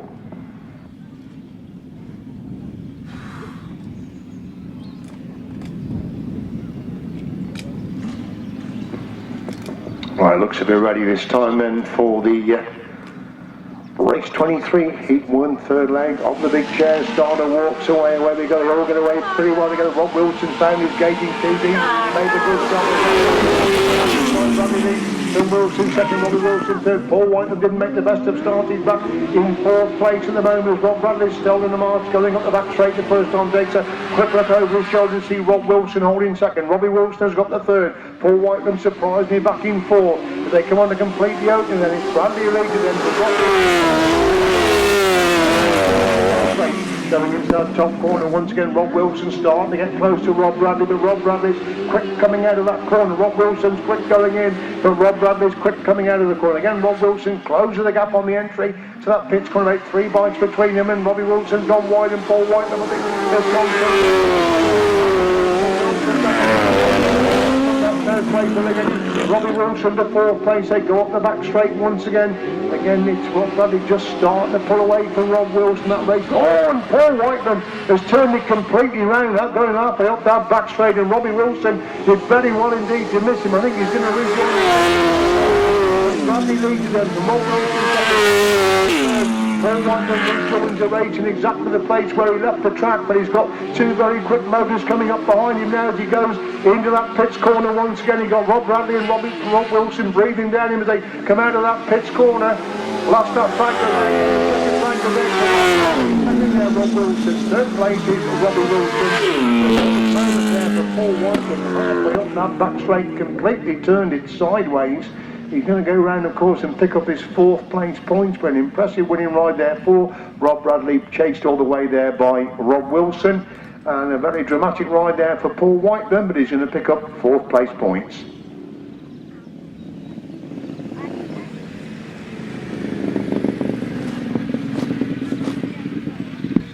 Race 23, win for number 87, Rob Bradley, Shaun Simpson. Second, number 24, Rob Wilson, Terry Saunders. And third, number 42, Robbie Wilson and Bradley Steer. Fourth, number 92. 1 minute 28.57. 1 minute 28.57.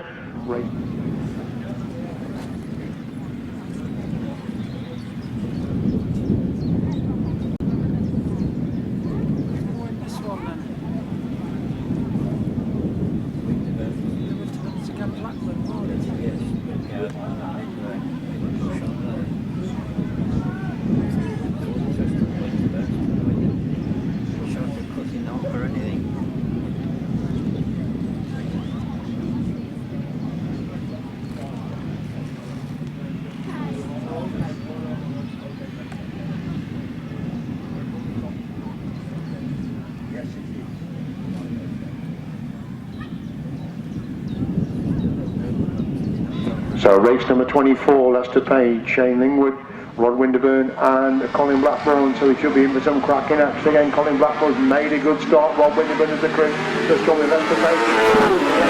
Colin Blackbourn, Lester Page is in second place. Rod Winterburn looking to improve upon third, round the outs of Lester Page. That's allowing Colin Blackbourn to get away at the front. Colin Blackbourn leads from Lester Page in second. Rod Winterburn is in third. Shane Lingwood is in 4th place at the 4 as they exit the pit scoring through the complete lap number 1. Then Colin Blackbourn getting away.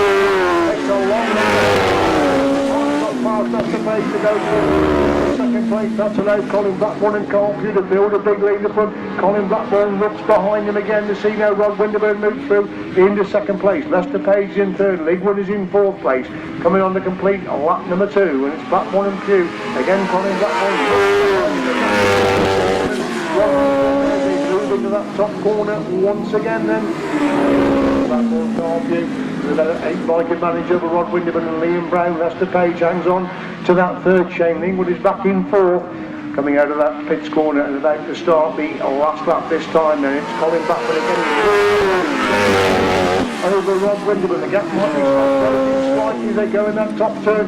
40 for more time. Colin Blackbourn again. All the way going up the back straight. He's got the measure of Rod Winterburn this time as they race into the pits corner. 40 for more time in race number 24. Colin Blackbourn picks up the winning ride. Second place goes to Rod Winterburn. Third place is Lester Page. 4th place, Shane Lingwood.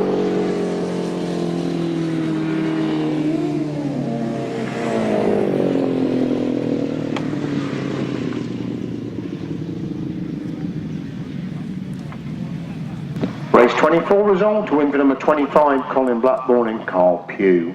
Second, number 48, Rod Winterburn, Liam Brown. And third is number 52, and that is Lester Page with Fraser Sutherland in the chair. Fourth, 174. 1 minute 28.75. 1 minute 28.75. There will be another track watering after race 26. After race 26. We move on to race 25 then. Fourth leg, 250s, 350s, the usual changes. Delete Rob Bradley, put in Megan Holtby. Delete Jamie Fennsmith, put in Andrew Whittaker.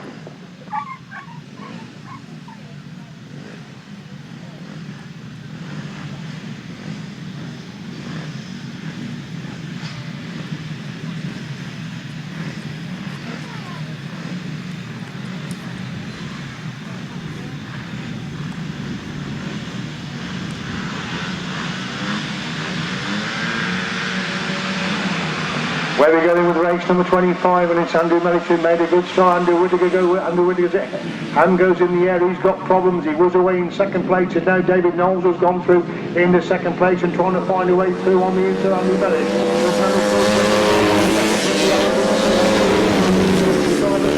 In 6, Barber in 7, that's a 7 as they go to the back straight once again. Mellish is getting away again from David Knowles. This race for first and second place. Robin, so look at David Knowles eating up the ground going into that top corner. Mellish is wide. David Knowles taking a much tighter line on the 250. Then Knowles in second. Mickey Evans on the third. Knowles in 4, that's Barber in 6. Holtby is in 7. Tim Gregg in 8, that's the 8.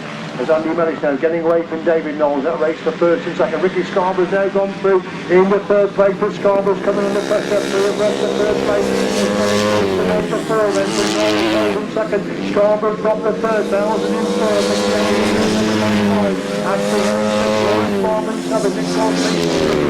Andy Mellish down the back straight. 44 time in the fourth heat of the 250-350 combination. Andy Mellish coming to the pick of his second winning ride of the afternoon. Andy Mellish gets the winning ride. Second place is David Knowles. Ricky Scarborough's going to get that third place. The other and Bell, Shaun Simpson the third.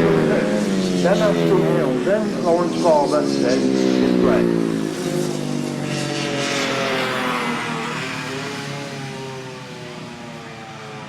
It's his first season in adult racing. He's pushing across the line to pick up his last place points. Race 25, the win for number 7, Andy Mellish. Second, number 64, David Knowles.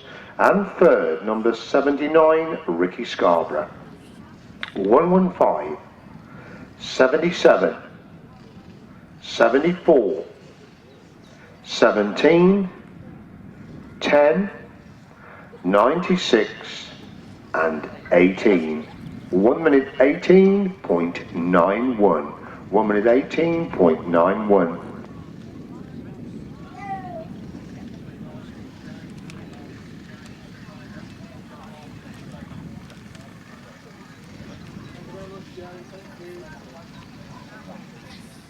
Just to repeat, we will be watering again after race 26. So race 26, delete number 72, put in number 4, Harry McGurk, and number 91, Leon Collier.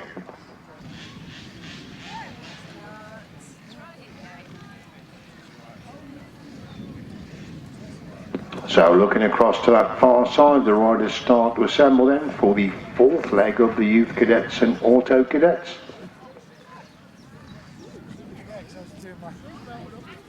That sort of grip. Yeah, because you're just relying on pure strength. Yeah. And it's all shooting at your tendons. Yeah, that's what it is, isn't it?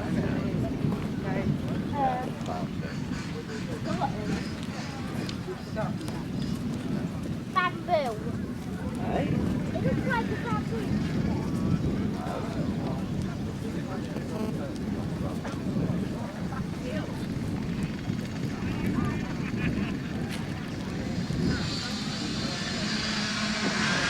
Well, we go in with race number 26. Again, it's George Hopper making that familiar start. He's made all the happening. Mickey Simpson got away, but he's going backwards at the moment. He's got it going again now. He's dropped back to about 4th place as Mickey. It looks like Harry McGurk has gone through in the second with George Hopper after a super quick start. Make the count now easily as they come by us the first time. Harry McGurk has gone through into the 2nd place. Ellis West has got the 3rd.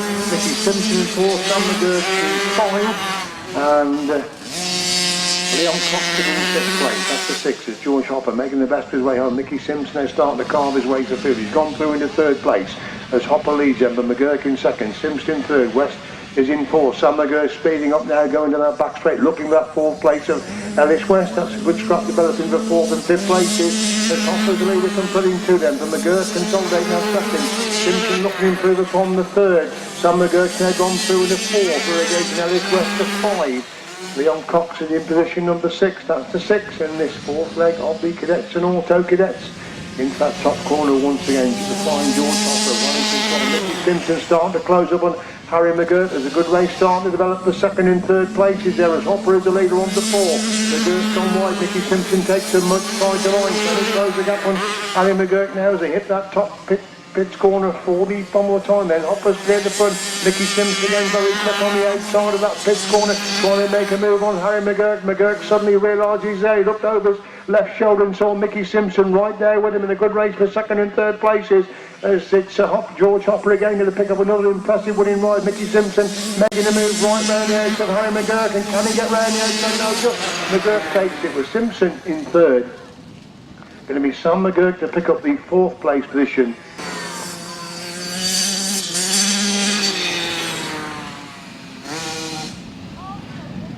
Race 26 result to win for 110 George Hopper.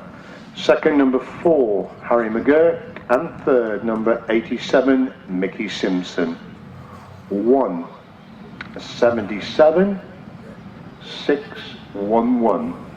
1 minute 40.22. 1 minute 40.22. We will now be having some track watering.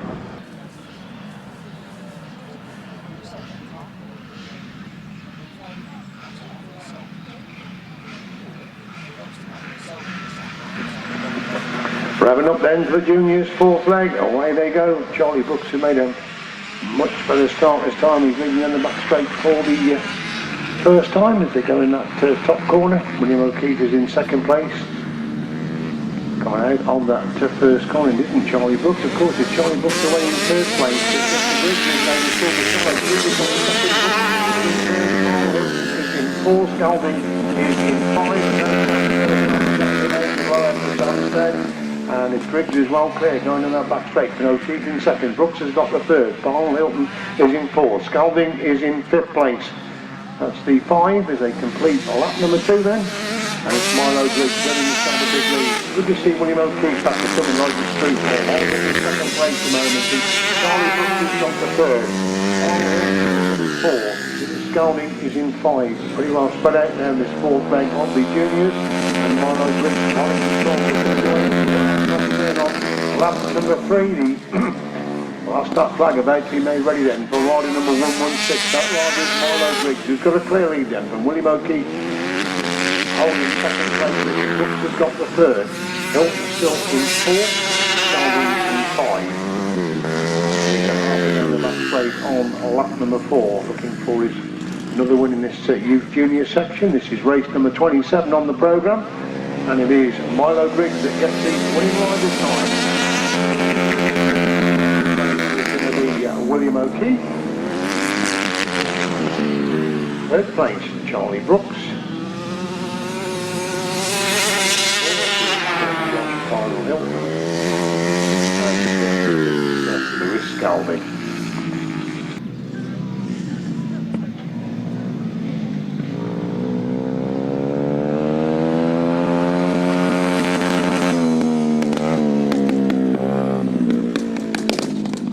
Race 27 result to win for number 116 Milo Briggs. 2nd number 41 William O'Keefe, then 3rd number 18 Charlie Brooks. 90 and 143. 1 minute 30.91. 1 minute 30.91. Race number 28 comes up next.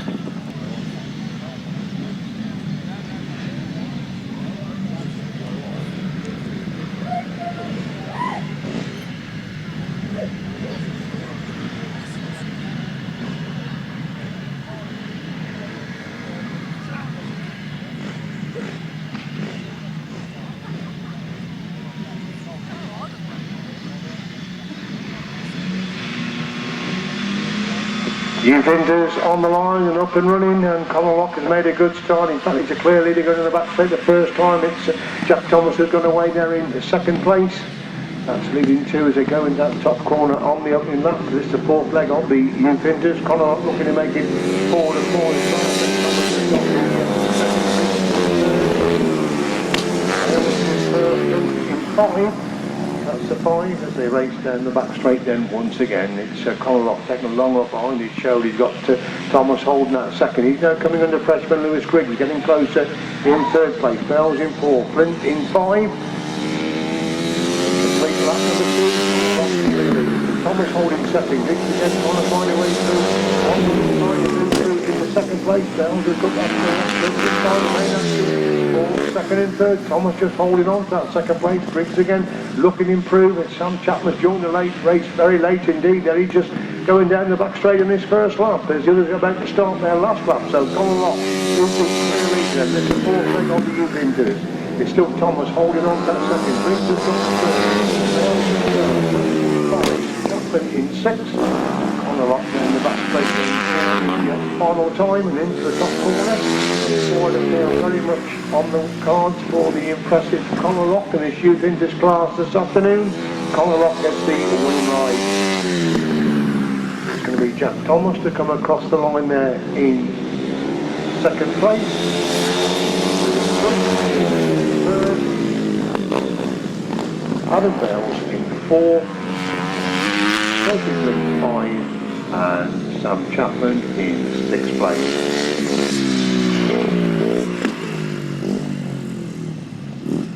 Race 28 result, win for number 11, Colin Lock. Second, 111, Jack Thomas. And third, 116, Lewis Griggs. 78 and 25. Right, race number 29, the fourth leg of the 500 solos. The winning time for the last race was 1 minute 26.91. 1 minute 26.91. Race 29, 500 solos, adding number 12, Daniel Winterton, delete 37, 19 and 95.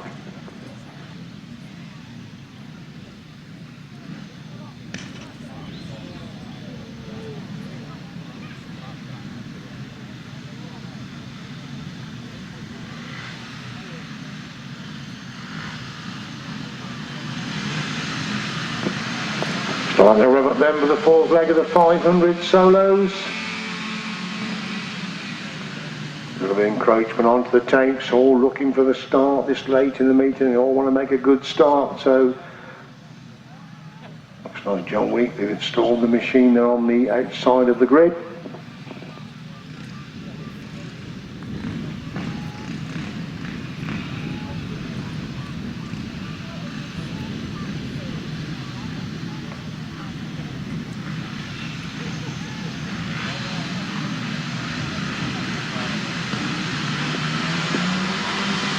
Away we go, and John Wheatley's left on the line there, and Daniel Winterton again making a good start. Stephen Taylor again as the rider has gone with him. John Small has gone through the third. John Cox in 4. Gareth Hickmott in 5. That's the top 5.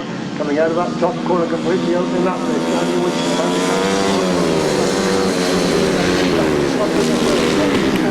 Darren in 5. Higgins in 6. Hartley in 7. Smart in 8. That's the 8. Going down the back straight once again is still Winterton, the clear leader. Taylor Hall that second. 4, getting away from Dean Garrett in 5, Meekins in 6, Hartley in 7, continues with his one way. Got a chance to get through on the inside. Taylor's gone too wide, and Stephen Taylor drops it on the outside of that Fritz corner. As Winterton is the leader then, from Hickmott holding second, Cox's got the third, Garrett up to the fourth. Looking to make it 4-4 in the heat, to wide riding Gareth Hickmott has got that second. Coxon runs him down now for that second place, good race. Gareth has got the fourth place. 5, Hartley 6, Martin 7 down the back straight. John Cox is making a move on the inside of Gareth Hickmott, and right between these for first and second place, and John Cox and comfortable holding third place. Down to Winter makes it 4-4. Gareth Hickmott picks up the second place. John Cox dropped, but red flags are out. John Cox is trapped underneath his machine. He was just about to get inside and go a bit more when he dropped it on the entry to that top corner. So a dramatic conclusion to the fourth leg of the 500 solos.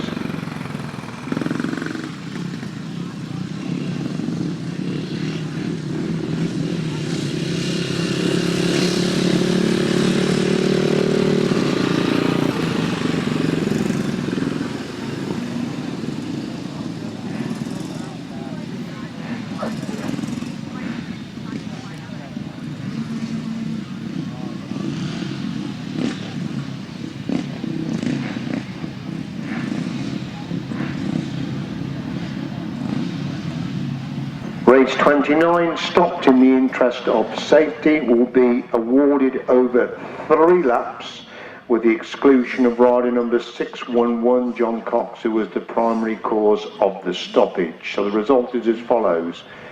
First, number 12, Daniel Winterton. Second, number 17, Gareth Hickmott. And third, 112, Dean Garrett.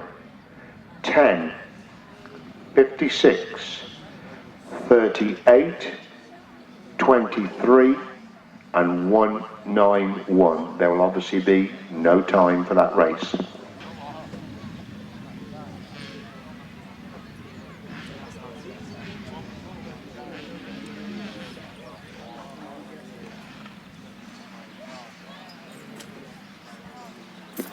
On the line then for race 30, the last solo race before we move into the interval. We've got 2 sidecar heats to come after race 30, then we have the interval in today's meeting.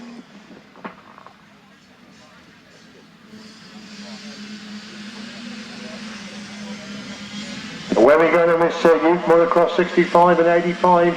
It looks like Johnny West again, and he's going down the back straight for the first time. I think that's Sam setting off the suit in second place. Proctor's got the third. West on the inside, Stead making a move round the outside again. These two locked together for first and second place. Instead of got the outside, West side got second. Proctor's got the third. By Adams in 4, George Hopper is in 5, Harry McGurk in 6, Deegan Brown in 7. We're racing under yellow flags at the moment. They go to the back straight once again. Stead has got away from West in that race for first and second places. Proctor's consolidating that third place. Look at George Hopper picking up some places, going down the back straight, gone through into a 4th place position then. Stead's able to put in through, but West holding second. Proctor has got the 3rd place position. Hopper's up to 4, McGurk in 5, Adams in 6, Brown in 7. Pretty much between 4th, 5th, 6th and 7th places. It's still the steady lead ends, and West holding that second. Proctor's got the 3rd, Hopper in 4th, being chased by McGurk in 5. Brown has now gone through in the 6th relegation, Adams to 7, and Stead leads him on to 4. With West holding that second place. Proctor's got the 3rd off. Hopper again under pressure from McGurk, and that race the 4th and 5th. Brown has managed to lead up to 6th. Adams got back to 7. Mickey Simpson in position number 8. That's the top 8. As we look for leader down the back straight into that top corner, 40 follows on in race number 30. It's Sam Stead who picks up another winning ride. Jolyon West is going to get the 2nd place position. Ross Proctor will come across the line in 3rd, and he's tied for 4th, 5th and 6th. George Hopper gets to 4th, Deegan Brown's up to 5, Harry McGurk in 6, Guy Adams in 7, Mickey Simpson in 8th place.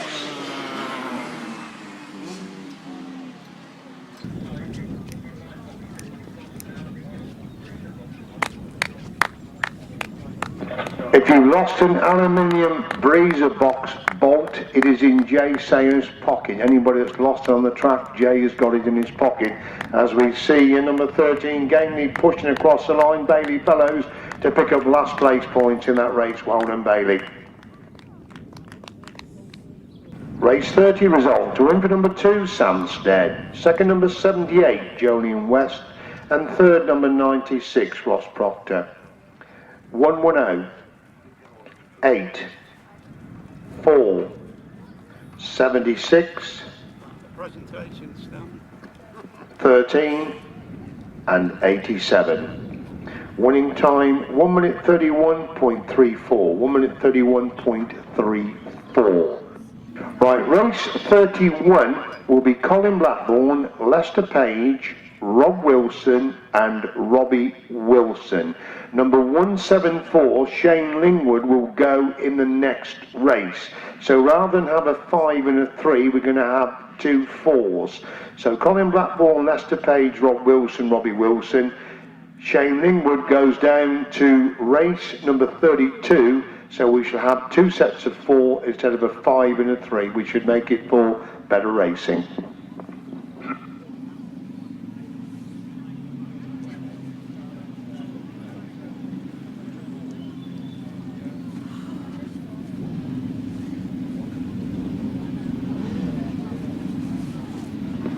So the 4 crews on the line then for race number 31, the 4th leg of the big chairs. Colin Blackbourn making a good start from the inside easily as they come by for the first second. Robbie Wilson is in 4th place as Colin Blackbourn leads going up the back straight the first time. Rob Wilson has got the second. Lester Page in 3rd. Robbie Wilson is in 4th place. Rolling up that back straight once again. Colin Blackbourn stolen a march at the moment. He leads going in to that top turn. Rob Wilson gets a little bit closer on the exit for the corner. Got the 3rd, but Robbie Wilson hunted him down for that 3rd place position. They go up the back straight once again. Blackburn and Pugh lead, and Wilson Saunders in 2nd place, and Colin Blackbourn starting to build quite a good lead at the front. They're at the pits corner once again. Rob Wilson very quick going into that pits corner. Colin Blackbourn very Colin Wilson again having a go for that 3rd place of Lester Page as the leader's up the back straight once again. Colin Blackbourn takes a long look over his shoulder. He's built a good lead then over Rob Wilson. Robbie Wilson now has gone through into 3rd place, relegating Lester Page to 4th as Blackbourn leads them on the field and Wilson on the leader, Colin Blackbourn and Carl Pugh up the back straight, 40 come on time, and Rob Wilson's got problems again. Disaster struck Rob Wilson again over on that far side. He got a safe 2nd place. He's now relegated to 4th as Colin Blackbourn and Carl Pugh pick up the winning ride. 2nd place is going to be Robbie Wilson and Bradley Stewart. 3rd place is Lester Page, and disaster again there for Rob Wilson, and it looks as if it's another back tyre.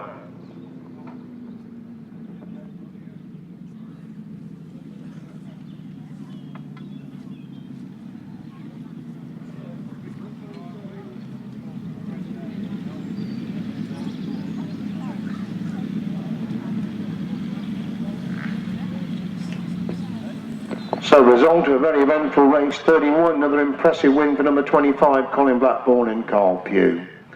2nd, number 42, Robbie Wilson and Bradley Steer. And 3rd, Lester Page. Fraser Sutherland. So, and desperately bad luck there once again on Rob Wilson, another puncture for the 2nd time this afternoon. 1 minute 27.69, 1 minute 27.69. Race 32, the interval heat, 87, 48 and 92.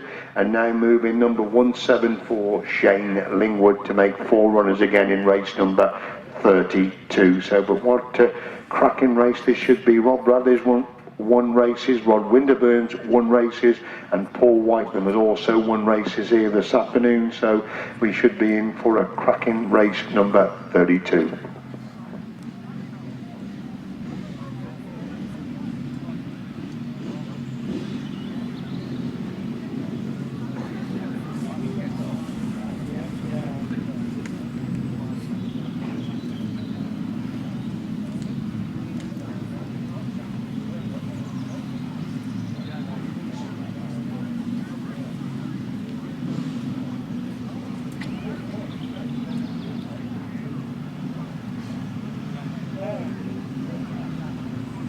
So we got Rob Bradley on the inside, then Rod Winterburn next to him, then Paul Whitelam, then a big gap, and Shane Lingwood goes right on the outside for this race number 32, the final qualifying heat with the big chairs. The 3 big crews all get away together. Who's I believe they come by the first time? Paul Whitelam, Rob Bradley, Rod Winterburn shoulder to shoulder. The 2nd and 3rd are going to be 3 abreast coming out of that corner. Paul Whitelam has the advantage. Look at Rob Bradley squeezing between 2 riders. They work 3 abreast, and Paul Whitelam has gone from 1st to 3rd as Rob Bradley leads from Rod Winterburn in 2nd. Paul Whitelam is in 3rd. It all happened on that top corner. Bradley leads from Winterburn in 2nd. Whitelam has got the 3rd.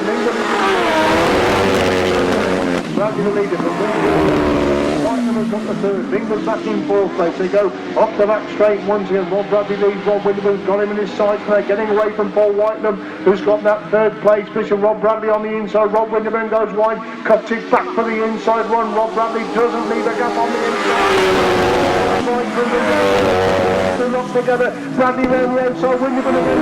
22 on the inside. Fabulous racing between these two as they go off the back straight. Once again, Bradley leads. Winterburn making a move on the inside. They're level going into that pits corner. Rod Winterburn trying to get thrown into Rob Bradley. Rob Bradley's gone wide this time, and Winterburn has got thrown. Bradley gets back on the outside. Top corner once again. It's Winterburn who leads from Bradley in second and fight between them as they go off the back straight, and Rob Bradley's coming back from there. He's got back inside Rod Winterburn as they move into the pits corner. 30 full time. Rob Bradley trying to find a way through on the inside. Winterburn won't be moved over. Rod Winterburn gets a winning ride. This is Rob Bradley. Third place is Paul Whitelam. Fourth place Shane Lingwood. Absolutely fantastic racing.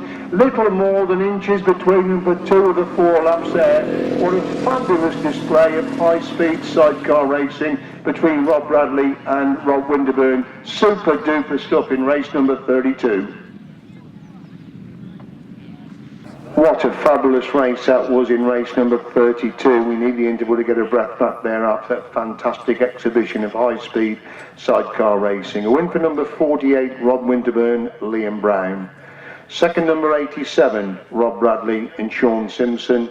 And third, number 92, Paul Whitelam and Paul Whitelam Jr. Fourth was number 174. 1 minute 28.25. 1 minute 28.25.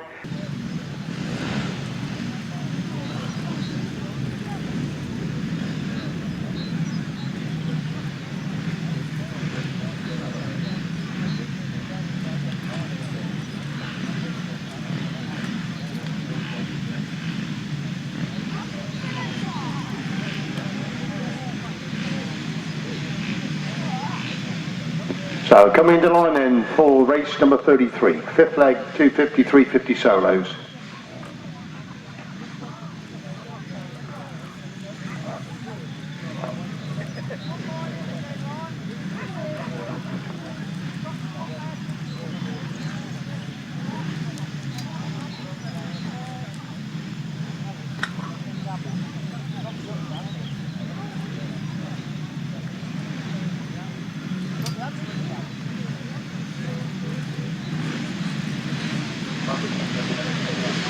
Lining up and revving up then for this final leg, and David Knowles has made his superstar. Mickey Allen as a rider that's gone with him. Andrew Whittaker's quickly away. Andy Mellich has made the best of starts. He's back in fifth place now as they go to the top corner for the first time. It's David Knowles who leads for Andrew Whittaker, holding that second place. Andy Mellich slips through on the inside to go through into third place. In sixth, that's the top six. That pitch, Andy Mellich has come to know he's there when Andy Mellich has spun it round and drops it while leading, coming out of that pitch corner, and David Knowles is now clear at the front. Looks like Ricky Scarborough gone through in a second. Mickey Allen in third. We've lost Andrew Whittaker somewhere as well. He's way back in about fifth place. He went into that corner in third place. Andy Mellich is going to start to work his way. Knowles leads Allen in second, Scarborough in third. Crosby in seven, Clayton 8, Mellich in 9. As a leader, David Knowles down the back straight, the clear leader of this 250-350 combination race. Mickey Allen having his best one to be after. He's got that second place. Ricky Scarborough in third. That's the top three then. There's Knowles leads them on to four. Then it's Scarborough and Allen. Knowles starting in second and third. Allen on the inside. Scarborough making the move round the outside. He's up to fourth place. And there goes David Knowles, your race leader down the back straight then for the final time. Allen to on Scarborough. Scarborough goes from the inside to move through into second place. It's the scrap for second and third places. David Knowles once again gets the winning ride. Mickey Allen comes back through on the inside of Ricky Scarborough. Mickey Allen gets second, Ricky Scarborough in third. Ashley Hill in four, Andrew Whittaker in four. Andy Mellich is in five, Knowles is in sixth. Greg in seventh place.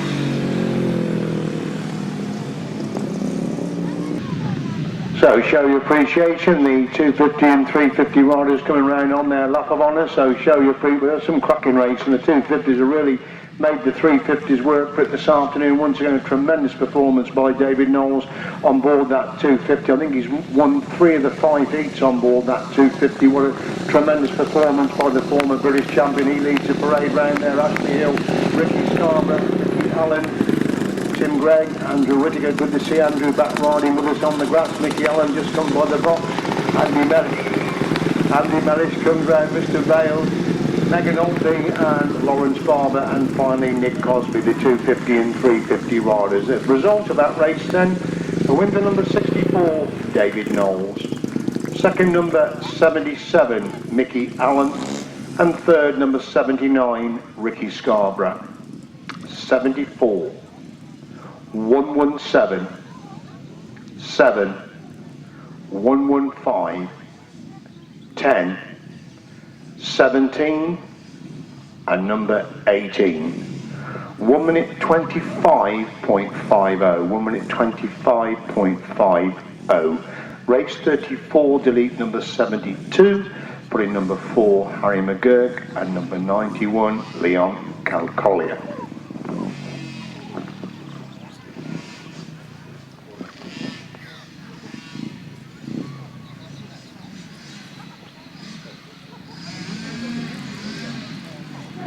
On the line then for race 34, the final leg for the cadets and auto cadets.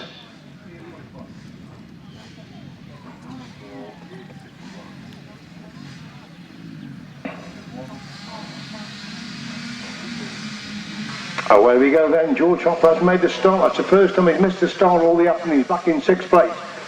Can he work his way to the field? As it's Mickey Simpson making a superstar. Look at George Hopper going through. Already up to 3rd, looking to get through into 2nd. I think that's Harry McGurk that's taken his line, but he's found a way through on the inside. He's got through inside Mickey Simpson. Well, what a super ride that is by George Hopper. He's gone from 6th to 1st. It's Harry McGurk in 2nd, Mickey Simpson 3rd. Sam McGurk is in 4, Alice West is in 5. And Leon Cox is in 6th place. But what a super ride that is by George Hopper. Clear going down that back straight, and Harry McGurk doing the chase in 2nd. Mickey Simpson's got the 3rd. Beachfree getting away for Sam McGurk in 4th. Alice West is in 5. Leon Cox is in position number 6. As the leader George Hopper clear coming out of that bottom corner, leads them on to complete lap number 2 then. Harry McGurk consolidating that 2nd place. Mickey Simpson's got the 3rd. Sam McGurk in 4, Alice West in 5, Leon Cox in position number 6. That's the 6, so we see Hopper down the back straight once again then. Shown he can win even, and he does miss the start, so he's well clear at the front then. Harry McGurk has got that 2nd lead to start, making away to Mickey Simpson, who's consolidating 3rd. Sam McGurk is in position number 4. The last lap flag being made ready then for rider number 110. That rider is George Hopper, well in control the last name of the cadets and auto cadets. Harry McGurk's got to stay 2nd with Mickey Simpson in 3rd. Sam McGurk 4. Alice West 5. Leon Cox in position number 6. As the leader down the back straight for the final time in the final heat of cadet and auto cadet action. And watch him go into that top corner for the final time. Very impressive stuff again then from George Hopper. And George Hopper wins race number 34. 2nd goes to Harry McGurk. 3rd place it's Mickey Simpson. 4th is Sam McGurk. 5 is going to be Alice West. His debut season on the grass, and 6th will be Leon Cox, also another rider in his debut season of Grasstrack racing.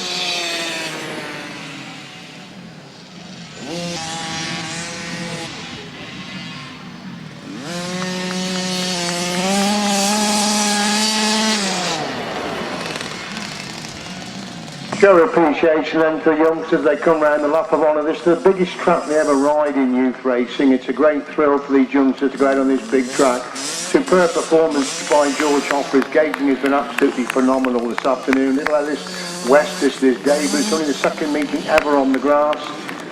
Younger brother of Jolie, and we've got Harry McGurk. Good to see Harry. He's had a couple of nasty spills this afternoon, but he's come back for more. He's been given 110%. So well done, Harry. Younger brother Sam comes round in his lap of honour.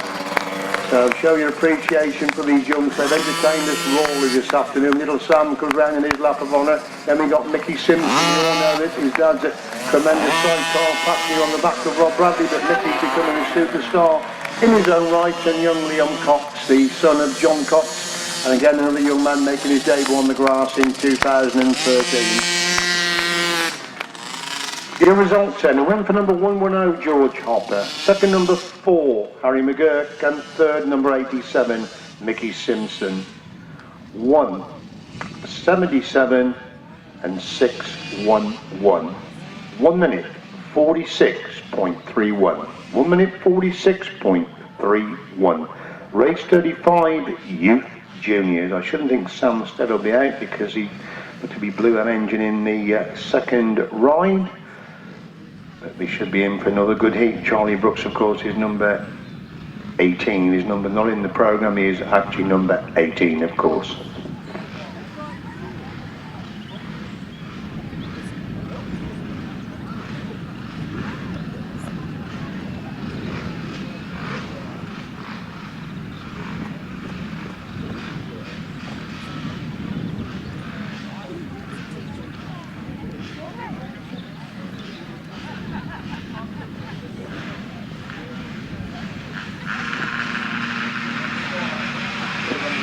Race number 35 then, William O'Keefe again is making an absolute stormer out to start easily. Looks like Milo Griggs has gone through in second. Charlie Brooks is in third place. But William O'Keefe certainly got his gating shoes on this afternoon. He's clear going into that top corner for the first time then. Milo Griggs is one has gone through in the second. Charlie Brooks has got the third. Fourth place and you'll be standing. Coming under pressure from Griggs. They got in the back straight on lap number 2. O'Keefe leads from Griggs in second. Brooks has got the third. Going into that top corner on lap number 2. William O'Keefe with a 4-bike advantage. Milo Griggs trying to close the gap there in second place. William O'Keefe just moved off the line. But Griggs can find a way through. O'Keefe leads them. And Griggs in second. It's Brooks in third. Paul Hill in 4. Downing in 5. They're leading to about 2 bikes between them as they go to the back straight once again. Griggs definitely getting closer now as he hit that top turn once again. 2 bikes between first and second. They move in the top turn.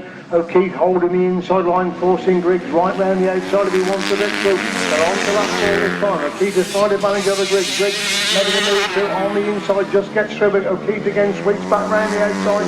So we'll take the lead. The bike between them again, going down the back straight for the final time. It's O'Keefe who leads. From Griggs in second. Brooks has got the third and Griggs makes a move round the outside of O'Keefe. They go in that top corner. O'Keefe on the inside. Griggs coming right round the outside of that final turn. And Milo Griggs is picking his way round the outside to get the winning ride. Second is William O'Keefe. Third place goes to Charlie Brooks. Fourth place is Josh Paul Hilton. And in fifth place it's Lewis Galvin.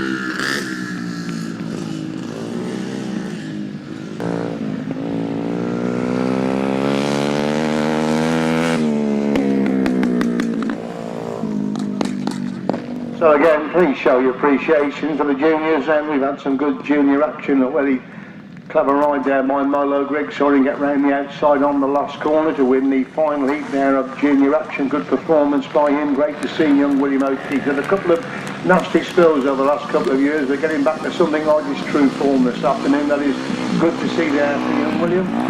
And then we got Charlie Brooks, had a tremendous meeting at High Easter last week, just a little bit off the pace today, but still picking up a third place. Josh Paul Hilton, and the other young man in one of the early stage of his career, it's young Mr. Scalving, son of Mike Scalving. So race 35 result then, a win for 116, Milo Griggs. Second number 41, William O'Keefe, and third number 18, Charlie Brooks. 90 and 143. 1 minute 33.66. 1 minute 33.66. On we go then to race 36, Youth Inters.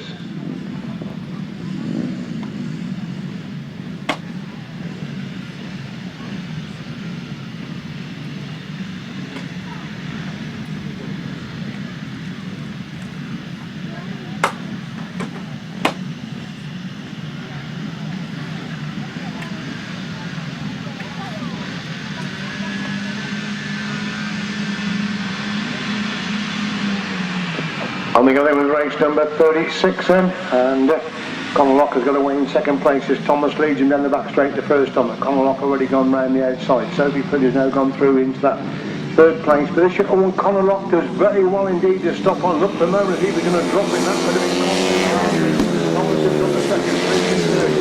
Fourth round. Bell's in 6th. Griggs Sapardi back in 7th place. The leader Colin down the back straight then once again. He's clear of Thomas holding that 2nd place. Brent having a good ride in 3rd. Declan Brown a much better ride, goes up to 4th. Can he get to Sophie Flynn? Here goes Griggs, starting to work his way. He's picked off 3 riders to go through into that 4th place position. As Colin Blackbourn, Thomas having a good ride, consolidating that 2nd place. Griggs has gone wide. Griggs has gone through on the inside. 5, Chapman 6, Bells in 7, that's a set. And Conor Lock has stopped down the back straight. Conor Lock has won the opening 4 heats of the Inters. That is disaster there for Conor Lock. He has come to a stop halfway down the back straight, and that could be costly with all points counting over the 5 legs. So it's Jack Thomas who has the lead now on the last lap then. Thomas leads, and Griggs has now got the 2nd. Flint has got the 3rd. Chapman in 4th, 5, Thomas in 6th. So after the for Conor Lock, you can see Jack Thomas down the back straight then for the final time. It's Griggs who's got the 2nd. Chapman's up to 3rd. Flint in 4th. Brown is in 5. You see Jack Thomas at that top corner for the final time in a dramatic race number 36 to finally of the Inters. Thomas gets the winning ride. Lewis Griggs who picks up the 2nd place position. Sam Chapman is best ride of the afternoon, gets the 3rd. Flint's gone wide, a race for 4th and 5th. Brown gets 4th. Flint in 5. Bales in 6th place. Show your appreciation there for the Inters on their lap of honour. Jack Thomas, the winner of that last heat of the Inters. Lewis Griggs, who's worked his way through into 2nd place. So show your appreciation as he gets it. Conor Lock pushing the bike. That's disaster for Conor after winning the opening 4 in such convincing style. Declan Brown comes round on his lap of honour, had his best ride there in that last heat. And we've got Sam Chapman, Sophie Flint keeping the ladies flag flying, and Mr. Bales. So show your appreciation for the Inters on their lap of honour.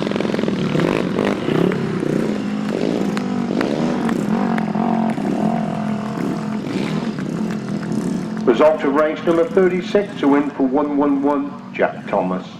2nd number 116, Lewis Griggs. And 3rd number 17, Samuel Chapman. 8, 25 and 78. 1 minute 37.19. 1 minute 37.19. Race 37 then, 5th leg of the 500 solos.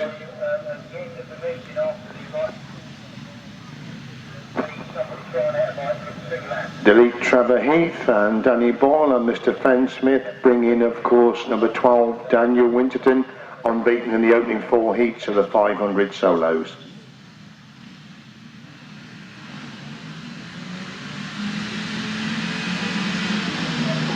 Revving up then for the final heat of the 500, Daniel Winton, clearing James Hart. He's made a superstar. He's gone through the 2nd place, but Garrett Hickman has now moved in the 2nd. Dean Garrett trying to get round the edge, so they're going to bunch up there, and somebody, Dean Garrett's dropped early on the exit for that top corner.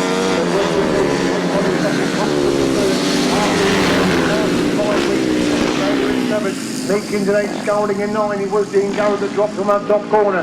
But it's Daniel Winton back at the front again in the 5th leg of the 500. Garrett Hickman holds that 2nd place. John Cox in 3rd. John Smart in 4th. Stephen Taylor starting to work his way through from the 5th place. Winton leads the front in 2nd. Hickman holds that 2nd. Cox is up the 3rd. Smart in 4th. Taylor's up the 5th. Winton in 5th. Smart in 7th. Scouting in 9. Garrett in 10th. That's the 10th. As we see Daniel Winton that top corner on the lap of the 3. Looking the 5 and a 5 in the heats of the 500 solos here this afternoon. Daniel Winton the clear leader on the last lap, and Gareth Hickman holding that 2nd place position. And wide running John Smart is now up to 3rd place, because John Cox has got the key problem. Smart up to 3rd, Taylor is in 4th, Reese is up to 5, Arthur's up to 7, Scouting 8, Gareth 9, Collins there for John Cox, and Daniel Winton picks his way out of the final corner. 5 and a 5 there for Daniel Winton. What a superb return to the sport there for Daniel Winton, and he gets the winning ride. Gareth Hickman puts up in 2nd place, tight for 3rd and 4th. Oh, and Stephen Taylor almost down the third. Smart gets 3rd, Taylor gets 4th. Wheat is getting to get the 5. Mark is 7, Garrett 8, and Scouting in 9th place. So a very eventful 5th leg there of the 500 solos.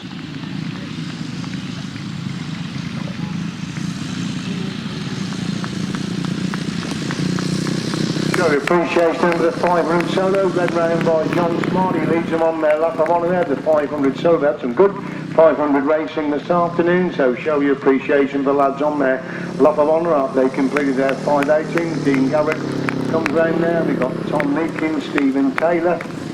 Always in the thick of the action is Stephen Taylor. He comes round in his Lap of Honour. Good to see Gareth Hickmott back in the sport. He's been out for a long time. A young man always seems to be in the wrong place at the wrong time, but good to see him back in action this afternoon. Mike Scaldy, John Wheatley, superb performance there by Daniel Winterburn. 5 unbeaten rides, terrific stuff from Daniel, and James Hartley. All the riders come round on their Lap of Honour. Right, race 37 then. A win for number 12, Daniel Winterton. Second, number 17, Gareth Hickmott. And third, number 38, John Smart.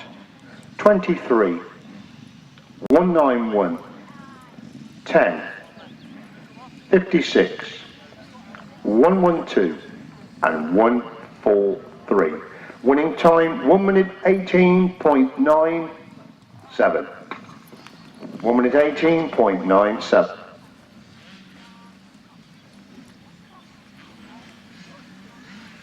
Just to let marshals and ambulance personnel know, there will be one rider going round after the sidecar final for just a couple of laps trying a bike out. That's just to let all marshals and ambulance personnel know. Immediately the sidecar final finishes, there will be a rider going out trying a bike out for a couple of laps. Thank you.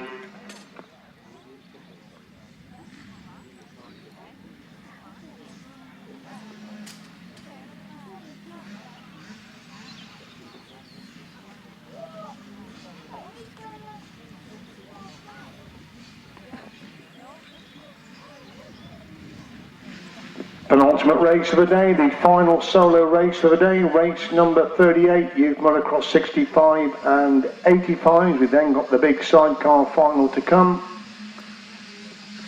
As we get away then for this year, it's Jolene West has made a good start. Looks like Sam Stead leading down the back straight the first time. Harry McGurk's made a good start. He's in third, but Proctor's gone round the outside to go for third. And George Hopper again also getting in the action in this motocross 65 and 85 class. It's Stead who leads it then. West holding that second. McGurk still up to third. Proctor in 4. Hopper in 5. Adams in 6. Tegan Brown in 7. Mickey Simpson 8. That's the top 8. As Sam Stead clear going down the back straight. West holds that second place. Now Proctor's gone through into third place, relegating Harry McGurk to 4. Hopper up in 5. Adams in 6. Tegan Brown now goes through into that 6th place position. As we see Sam Stead then clear, completing lap number 2. Jolene West holding that second place. System Proctor has got the third. McGurk is in 4. Hopper in 5. Brown is in 6. Fellows in 7. Adams in 8. Mickey Simpson in 9. That's the 9. As the leader Sam Stead down the back straight then for the third time in the final solo action of the day. Getting away then from Jolene West. Proctor again coming under pressure from middle. Harry McGurk trying to get that third place from Ross Proctor. They go in that top corner once again. Stead leads them on to 4 then for West holding that second. Proctor on the inside, McGurk trying to come round the outside, trying to wind a little bit more. Out of that little point to go through into third place. It's still Hopper in third, Tegan in 4, Tegan Brown in 5. That's the top 5 as we see Sam Stead into the bottom corner for the full timer class display by Sam Stead in this motocross 65 and 85 class. It's Sam Stead that gets the winning ride. Second place goes to Jolene West. They're bunching up for third, fourth, fifth and 6th places. Ross Proctor just going to hang on to that third place. Harry McGurk is in 4. Tegan Brown goes to the 5. George Hopper drops back to 6. Mickey Simpson moves through to 7. Fellows in 8. Sky Adams in 9th place. It was a new class that was brought into this meeting this year. It's been very, very successful indeed. A combination of motocross 65s and 85s led round there by Sam Stead. We've got Jolene West. He is the reigning British champion in the motocross 65 class. He comes round his Lap of Honour. Ross Proctor in the thick of the action all the afternoon.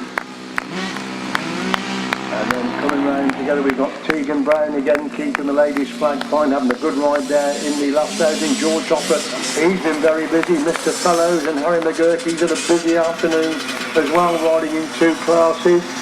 And we've got Sky Adams and got Mickey Simpson bringing it out. Mickey's had a busy afternoon as well. He's the last rider on the Lap of Honour.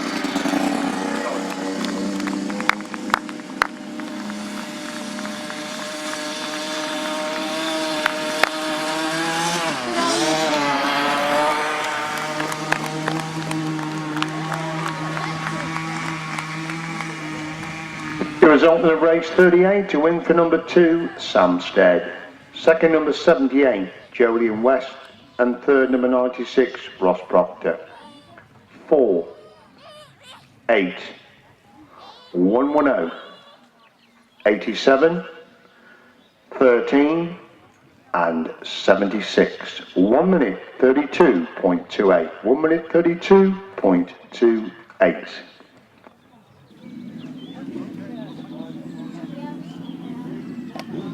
Right, the big chair final, the only final we've got today, and what a final it promises to be when you think of some of the racing we've had in the heats already this afternoon. 25, 48, 87, 92, 42 and 52.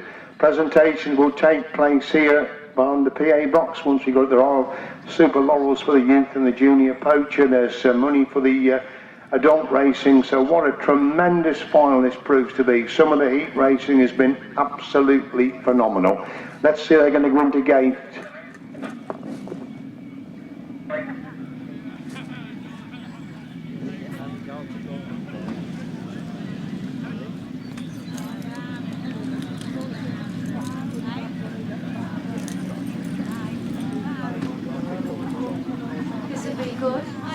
Just a reminder, please don't touch any ropes or anything after this race, or marshals and ambulance personnel, please stay. There is a solo coming out. So it looks if we got one on the outside is Robbie Wilson. Then we've got Lester Page next to him, then Rob Bradley, then Paul Whitelam, then Rod Winterburn, Colin Blackbourn right on the inside. He had first choice of gates. He's chosen the inside. They all get away virtually. They're going to be in convoy coming down here for the first time. Colin Blackbourn has the 5 and a bunch up in that top corner. Colin Blackbourn has got the lead. Rob Winterburn goes through in the second place where they're getting Paul Whitelam, the third Whitelam again, trying to get back inside Winterburn. Rob Bradley comes back into the equation. Again they bunch up going into that pits corner for the first time. It's Colin Blackbourn and Agent Whitelam's playing the way.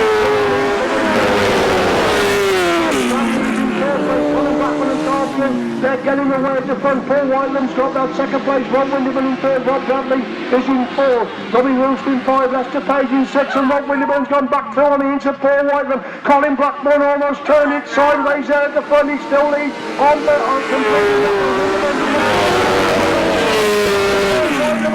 from second and third. As Blackbourn leads from Winterburn in second. Bradley's got the third. Whitelam in third. Robbie Wilson in 5 and out. Paul Whitelam having another go for that third place of Rob Bradley's. They race into the pits corner on lap number 3. Still Colin Blackbourn leads in from Rod Winterburn holding that second. Bradley's got the on the inside, but Colin Blackbourn and Carl Pugh lead this 1000cc sidecar final up the back straight for the Patron. They're getting away. Rod Winterburn's got the second. Rod Bradley has got the third there. Robbie Wilson's up to 4. Paul Whitelam in 5. Checkered flag comes out. Colin Blackbourn and Carl Pugh. Rod Winterburn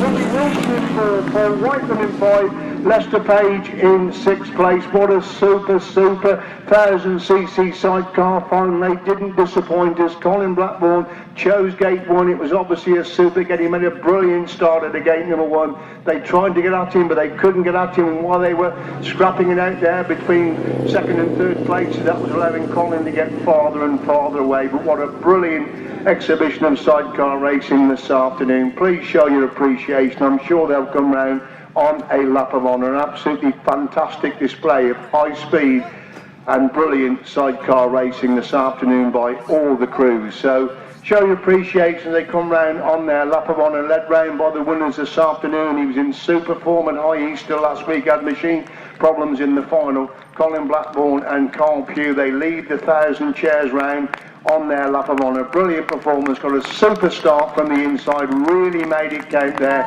So Colin Blackbourn and Carl Pugh, they pick up the winning ride this afternoon. Tremendous performance. We wait for the other lads to come round on their lap of honour as well. So down in that bottom corner, please show your appreciation for the winners as they come by. The other lads busy chatting amongst themselves as they went down that back straight after the race had finished. Paul Whitelam and Paul Whitelam Jr. were in the thick of the action all the afternoon. Tremendous performance by Paul and Jr. Just lost out in that final. They come round on their lap of honour. Then we got Robbie Wills from Bradley Steer. They've been in the thick of the action all the afternoon again this afternoon. They picked up 4th place in that final. That's Robbie Wilson, Bradley Steer, Rod Winterburn, Liam Brown, with a tremendous performance. Couldn't quite get the winning position today. Rob Bradley, Shaun Simpson out for the first time this afternoon. Terrific performance. That's the Page, Fraser Sutherland. So fantastic sidecar action. And once again, the lads are credit to the class that they race in. The result of race number 40, the 1000cc sidecar final. The win for number 25, Colin Blackbourn and Carl Pugh. Second, number 48, Rod Winterburn and Liam Brown. And third, number 87, Rob Bradley and Shaun Simpson. 42, 92 and 52. The winning time, 1 minute 29 exactly. 1 minute 29 exactly. The presentations, we're pleased to have Mr. Peter Beersmore of the East Midlands Centre to present the money and the trophies. We're going to start off with the adult races because they are racing for prize money this afternoon. The situation with the youth, the winner gets a garland. The trophy will be presented at the dinner at the end of the season. All youth riders get trophies today. We will deal with the first 3 here, and then if you rate any other riders that race in those classes not in the top 3, please come and get your trophies once we've dealt with the top 3. But we are going to do the adults first of all. Yeah, 250s, okay. 250 solos. In 3rd place, Mickey Allen. It is money, lads. Mickey Allen for 3rd place. 250 solos. Any money not collected, Reggie's Ben.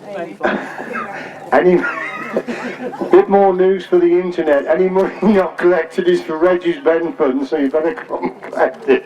Otherwise the internet will have a field day again. Can we see? Well, anyway, so why worry? Can we see Mickey now? Right, we go on to second. Just one thing. I was told by John Simcock, was a very, very good Grasstrack writer of the Speedway Star and all the other things he did. And they're very good, and he always said to me, Reg, there isn't such thing as bad publicity. So all these prats that keep saying about Wainfleet are giving us some good publicity. Look at the crowd we've had today, fantastic, thank you. There you go, for the man himself, there you go.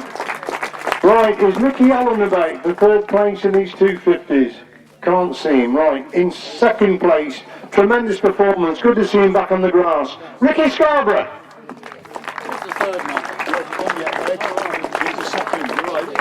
Mickey Allen, please, for 3rd place. We still need you. Thank you very much. Thank you. Has he got No, they're just okay. kids, The winner of the 250s, what can you say? This man doesn't race very often. He's a former British 250 champion. 3 times he's gone out and beat some real class 350s this afternoon on a big track. Tremendous performance. The winner of the 250s this afternoon, David Knowles.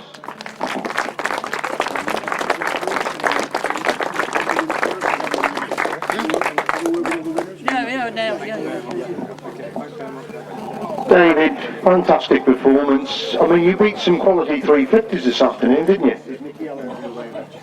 Yeah, it was fantastic, really. I mean, I had nothing to lose against them, and just gave it my best. But I must say they were all very good about it. I know it's a bit different having a smaller bike in there, but they were all very good. You rode at High Easter last week, riding this week. Does this mean we're going to see a little bit more of David in 2013? Hopefully, I'd like to do some more of the bigger meetings and make a bit more effort. But we'll see how we go, really. You're still proving you're very much a class act, though, aren't you? Well, thank you very much. Just keep trying my best, really. That's all we can do. There you go, your 250 winner, David Knowles. Thank you, Mickey Allen. All right. Danny Boyler's okay, no broken bones, sent home on crutches. So that's the latest news that's just come through to us. So that's the news on Danny Boyle. Well done, Mickey, for you. Thank you, Reg. 350 solos in 3rd place. Good to see him back racing with us. Tremendous performance. Andrew Whittaker.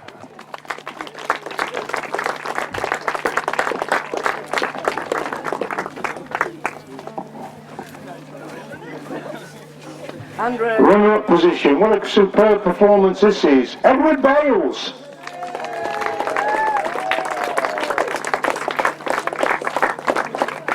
Cheers. Thanks very much. Cheers, thanks. And the winner of the 350, it's good to see him supporting the meeting today. He is the British 350 champion. In a sport that's got loads of good guys, he's a super guy. Andy Marish!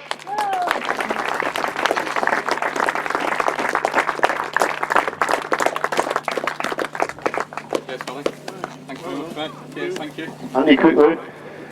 I thought you probably thought you lost it when you fell over there, Andy, didn't you? I did, yeah. The truth be known, I saw a £1 coin on the inside there, and I thought I'd just have a quick look, but I didn't find it. So.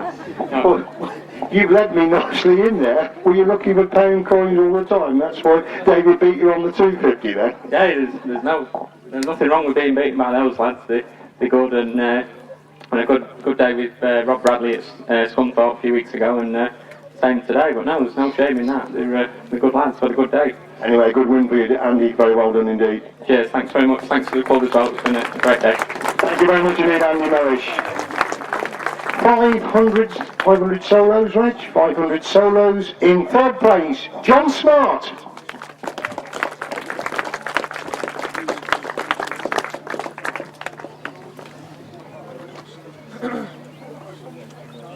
Thank you very much. Cheers, thank you very much. Cheers. John Smart there for third place. In second place is another young man. It's great to see him back racing. He's had so much bad luck in the past. He always seems to be in the wrong place at the wrong time. He's had a steady comeback today. He's picked up a well-deserved second place. Good to see you back. Gareth Nickmott.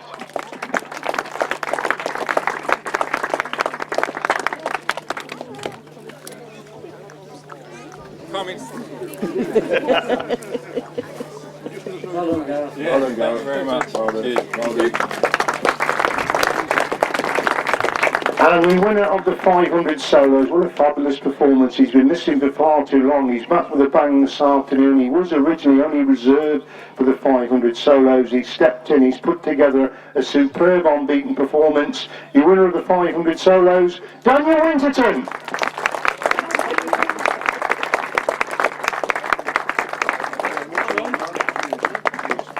Daniel, it's been a while, but back with a bang this afternoon. Yeah, I was a bit surprised myself, really. I'd have been more than happy finishing top 6 on my way here today, 'cause I've been out for 18 months. Yeah, probably But I don't know, perhaps it's done me good having a break, I don't know. Certainly enjoyed it round there today. Cracking track, and yeah, dead pleased with myself. I just know I'll feel it in a couple of days, that's all. But no, enjoyed it. Does it mean we're going to see more of you in 2013, Daniel?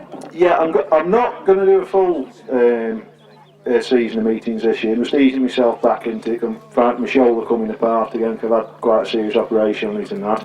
So I'm just going to do a few meetings, see how I go. Not going to push myself too much, and next season I'll do a full calendar like. But I'll probably just perhaps do 8 to 10 this year and then see what happens in future. Eh? Thanks very much indeed. Great to see you back, Daniel Winterburn. 1000cc sidecars, what can you say? What fantastic entertainment this afternoon. It just got better and better and better. Fabulous racing on a superb track. In third place, Rod Bradley and Shaun Simpson.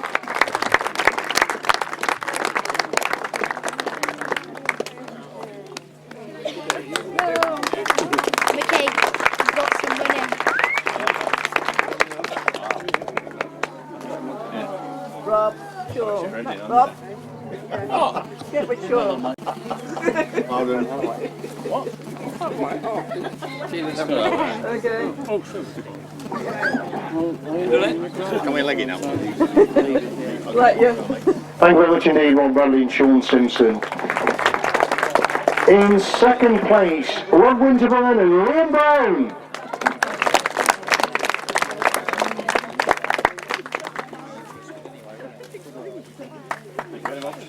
Cheers, Reg. Thank you. Rod, Liam. Hello, Rod.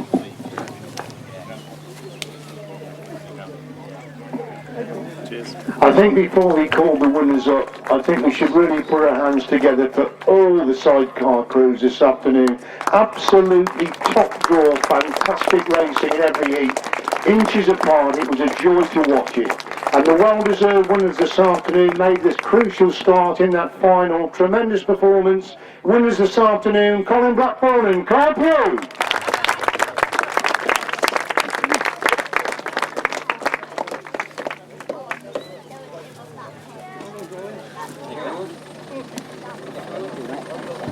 Colin, some absolutely fantastic racing, not only by yourself but all the crews this afternoon. Yeah, well, as I say, it wasn't dusty and it wasn't wet. The watering was done just spot on. I mean, it doesn't really come much better than that, does it? I mean, you must have tremendous confidence in all of you because you're inches apart, nobody's trying to cut anybody up, nobody's riding dirty, it's high speed, brilliant racing. We've actually had some good, fast, safe, close racing today, and that's what it's all about, isn't it? Carl, a busy day because the youngsters out racing in the solos as well today. Yeah, that's right, yeah. Lads were right though. It's just a bit windy, with a bit back. Good choice, gate one for the final. You really got a flyer there, didn't you? Well, it worked in the last heat, so we thought, well, we'll pick that one. Unlucky last week, but it's come good for you this week. Yeah, disappointment last week, so we had a good race win in the first one, right? But the cutout come out and that was it. End of final. Ladies and gentlemen, your sidecar winners, Colin Blackbourn and Carl Pugh. Thank you very much indeed.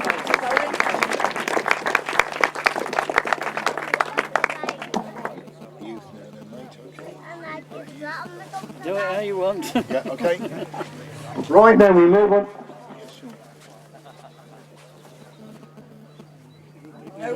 Come and show us what we're doing, Sheila. Oh, right. You want Does he not know by now? Right, just been told, Reg, by Shaun, on behalf of the parents of the riders who rode in the Motocross 65 and the 85 class, it's a new class you've put on for this year, for this meeting. All the parents want to thank you and Sheila very, very much indeed for putting on this extra class to allow the Motocross 85 and the Motocross 65 riders to ride today. Okay, thank you very much.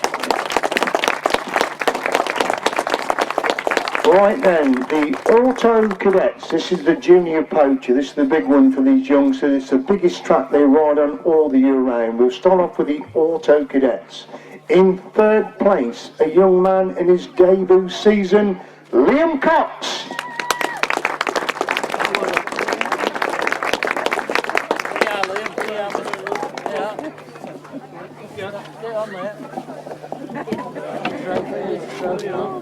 In second place, another young man in his debut season, and he's got some big steps to follow because his brother is a double British champion, so there's added pressure on his shoulders. Second place in the Auto Cadets, Ellis West.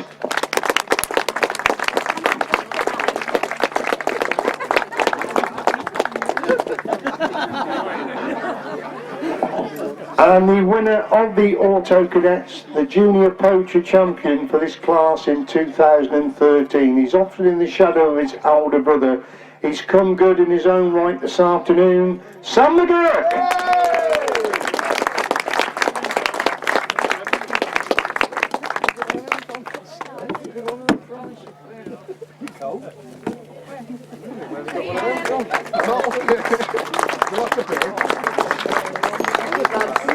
Right, we'll take a life in the hands here.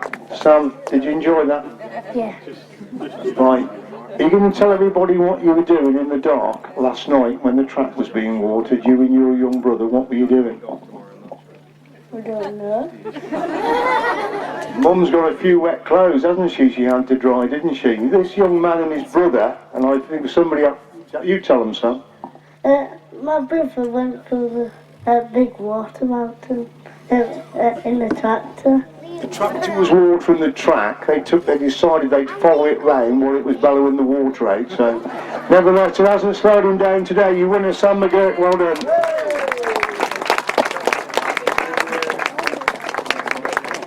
Cadet class next then. Cadet class then. In third place, he hasn't had the happiest of days today. He's come off a couple of times. He kept coming back for more. Third place, Harry McGurk.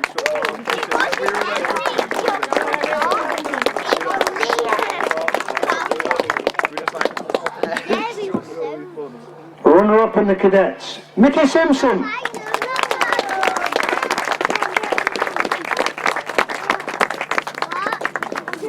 And the winner of the cadets this afternoon, my word, this young man can gate, George Hopper.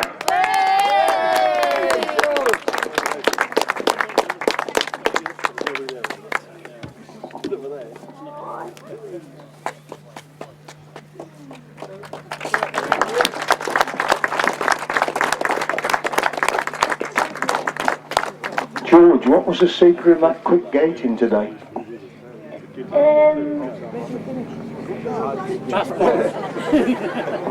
You were very quick out the start, weren't you? Yeah. But even when you weren't quick out the start, you were still able to catch him up. You've enjoyed it today? Yeah. Biggest win of your young career so far? Yeah. Looking for more to come. Yeah. There you go, cadet winner George Hopper, thank you very much. Juniors now then. In third place, Charlie Brooks. He's gone. It's gone. Third place is gone, okay. In second place, good to see this young man back on the rostrum. He's had one or two nasty spills over the last 18 months. He's rode really well this afternoon. William O'Keefe, second place.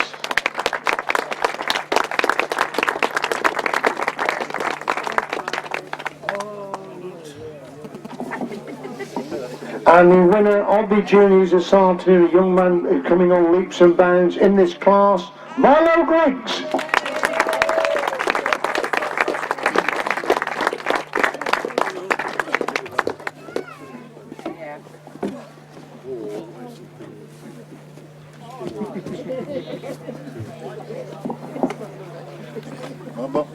Milo, a good performance this afternoon. Yes.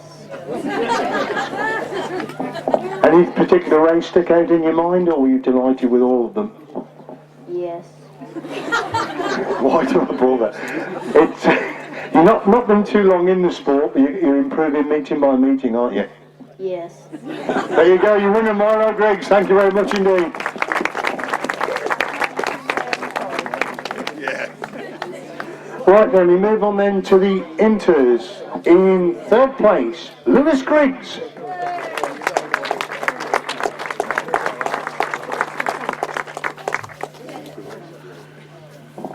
Second place, and really your heart must go out to this young man. He was absolutely brilliant in the first 4 heats. Runner-up in the inters, Conor Locke.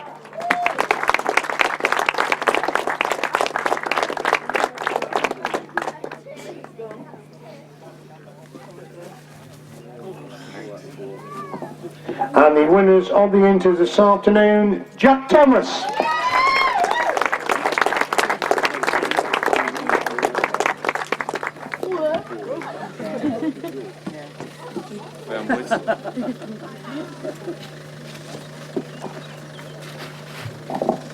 Jack, you had some tremendous duels with Conor. Were you aware what had happened to him in that last race? Don't know, yeah. But unlucky, I guess. It doesn't matter, you kept plugging away. When you couldn't beat him, you were second. He fell, you won the race, and that's what counts, isn't it? Yeah, I think we both rode well and done as good as we could, so. Conor, you must be devastated on that last heat. Yeah, very, because my chain snapped. Is that what it was? Yeah. There you go, his chain snapped the last heat. Ladies and gentlemen, he 1, 2, 3 in the inters. Thank you very much indeed. Motocross 65. Motocross 65. Picking up his second award of the afternoon. The third place again, Harry McGurk.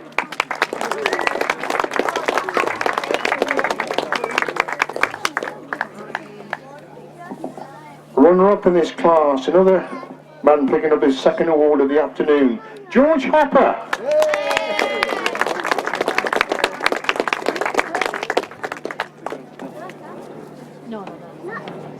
And the winner of the Motocross 65 class, he is the reigning British champion in this class as well, Johnny West.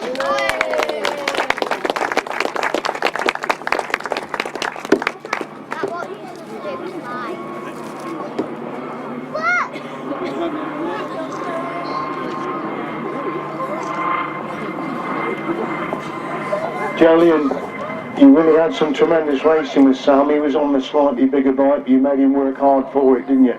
Yeah, we had some good battles. You must have enjoyed it today, because you usually ride on small tracks. This is probably the biggest track you've ever ridden on, isn't it? Yeah, one of the biggest. You're looking forward to trying to retain your title at Fenland later on in the season? Yeah. How much pressure now the younger brother's come into racing? He's done extremely well today, hasn't he? Yeah, he's done pretty well. Is he keeping the pressure on you? Yeah. There you go, ladies and gentlemen, you 1, 2, 3 motocross 65. Thank you very much. Final awards then of the afternoon, motocross 85. In third place, tremendous performance, Tegan Brown.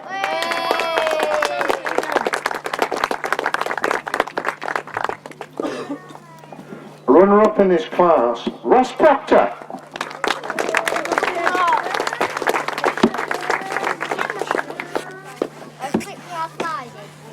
And the winner of the Motocross 85, Junior Poacher winner for 2013, Samstead.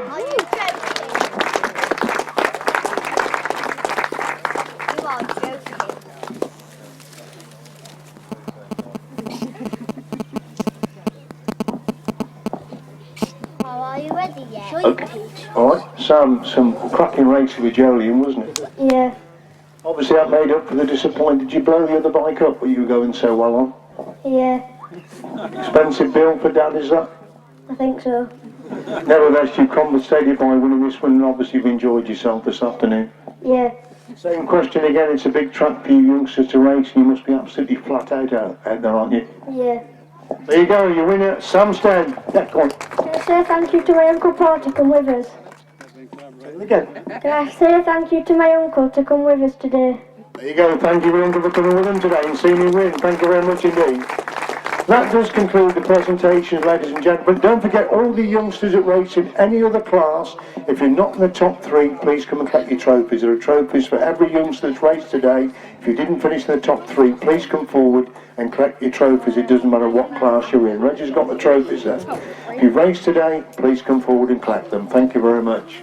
So we've got the Auto Cadets and Cadets, the first action of the Junior Poacher part of the meeting. Away, oh, and somebody's really out of the start. Mickey Simpson and right down the outside of that bottom corner. George Hopper on the inside right. Mickey Simpson, has he got the drum, and he's alongside Hopper now. They move it on to 4. Red up on the line away to a clean bait, and William O'Keefe gets an absolute far rider down again.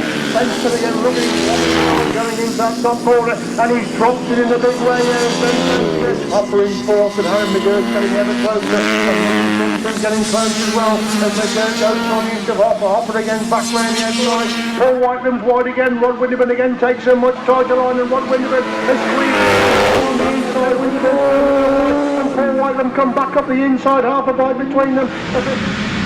Everybody gets away to a clean but oh no we don't, we've got one rider coming down there on the starting area, exactly the same place as they go in the back straight once again. Oh, we're right down into that top corner for the first time, and Harry McGurk having to go around the edge of George Hopper, these two shoulder to shoulder coming out of that first corner. Hopper's gone wide, but McGurk has found a line around the end. Looks to right down now as they go to the back straight for the final time. Colin going to make a move around the outside of that top corner. These two locked together on the end of the corner with Thomas on the inside. Connor locked round the outside, so that's a leading 2. Let's go. I think Mott trying to work his way to the field. Danny Ball, a very bad start again. He's moved it. Oh, Danny Ball, he's down in the road. Dropped him or holding. Rod Wilson leads there, but Rod Winterburn holding that second place, which Rod Wilson's gone wide. Rod Winterburn again cuts it back on the Wilson leads, Rod Winterburn in second. Rob Bradley gets close in third, and Rod Winterburn almost so on the inside. Rod Wilson's very fast going up that back straight, half a bite between these two as they hit the pits corner once again. Wilson's gone wide again. Winterburn takes a much tighter line. Can he squeeze it inside? Rod Wilson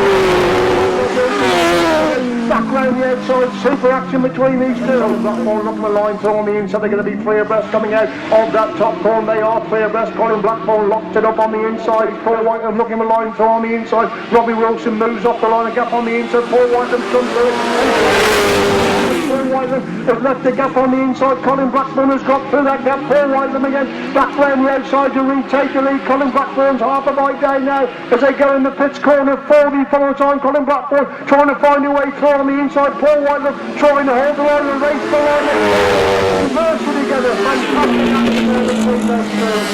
Now gone through and it's and Harry McGurk's over the top. Still on for second and third places. George Hopper's going to get the winning ride. Mickey Simpson right round the outside of that bottom corner comes alongside Sam McGurk. A race 9.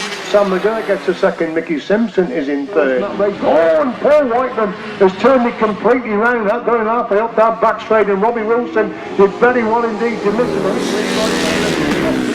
Taylor's gone too wide, and Stephen Taylor drops it on the outside of that pits corner. Going to be clear breath coming out of that corner. Paul Whitelam has the advantage. Look at Rob Bradley squeezing between two riders. They work for a breath, and Paul Whitelam has gone from first to third. They're knocked together. Bradley round the outside. Winterburn again. Two on the inside. Fabulous racing between these two. Bradley leads Winterburn, making a move on the inside. They're level going into that pits corner. Rob Winterburn trying to get thrown into Rob Bradley. Rob Bradley's gone wide this time, and Winterburn has got thrown. Bradley gets back on the outside. Top corner once again. It's Winterburn and Reese and Bradley in second and fight between them. They go the back straight, and Rob Bradley's coming back for more. He's got back inside Rob Winterburn as they move into the pits corner. 34 time Rob Bradley trying to find a way through on the inside. Winterburn won't be moved over. Rob Winterburn gets the winning ride. First is Rob Bradley. Third place is Paul Whitelam. Fourth place Shane Lingwood. Absolutely fantastic racing.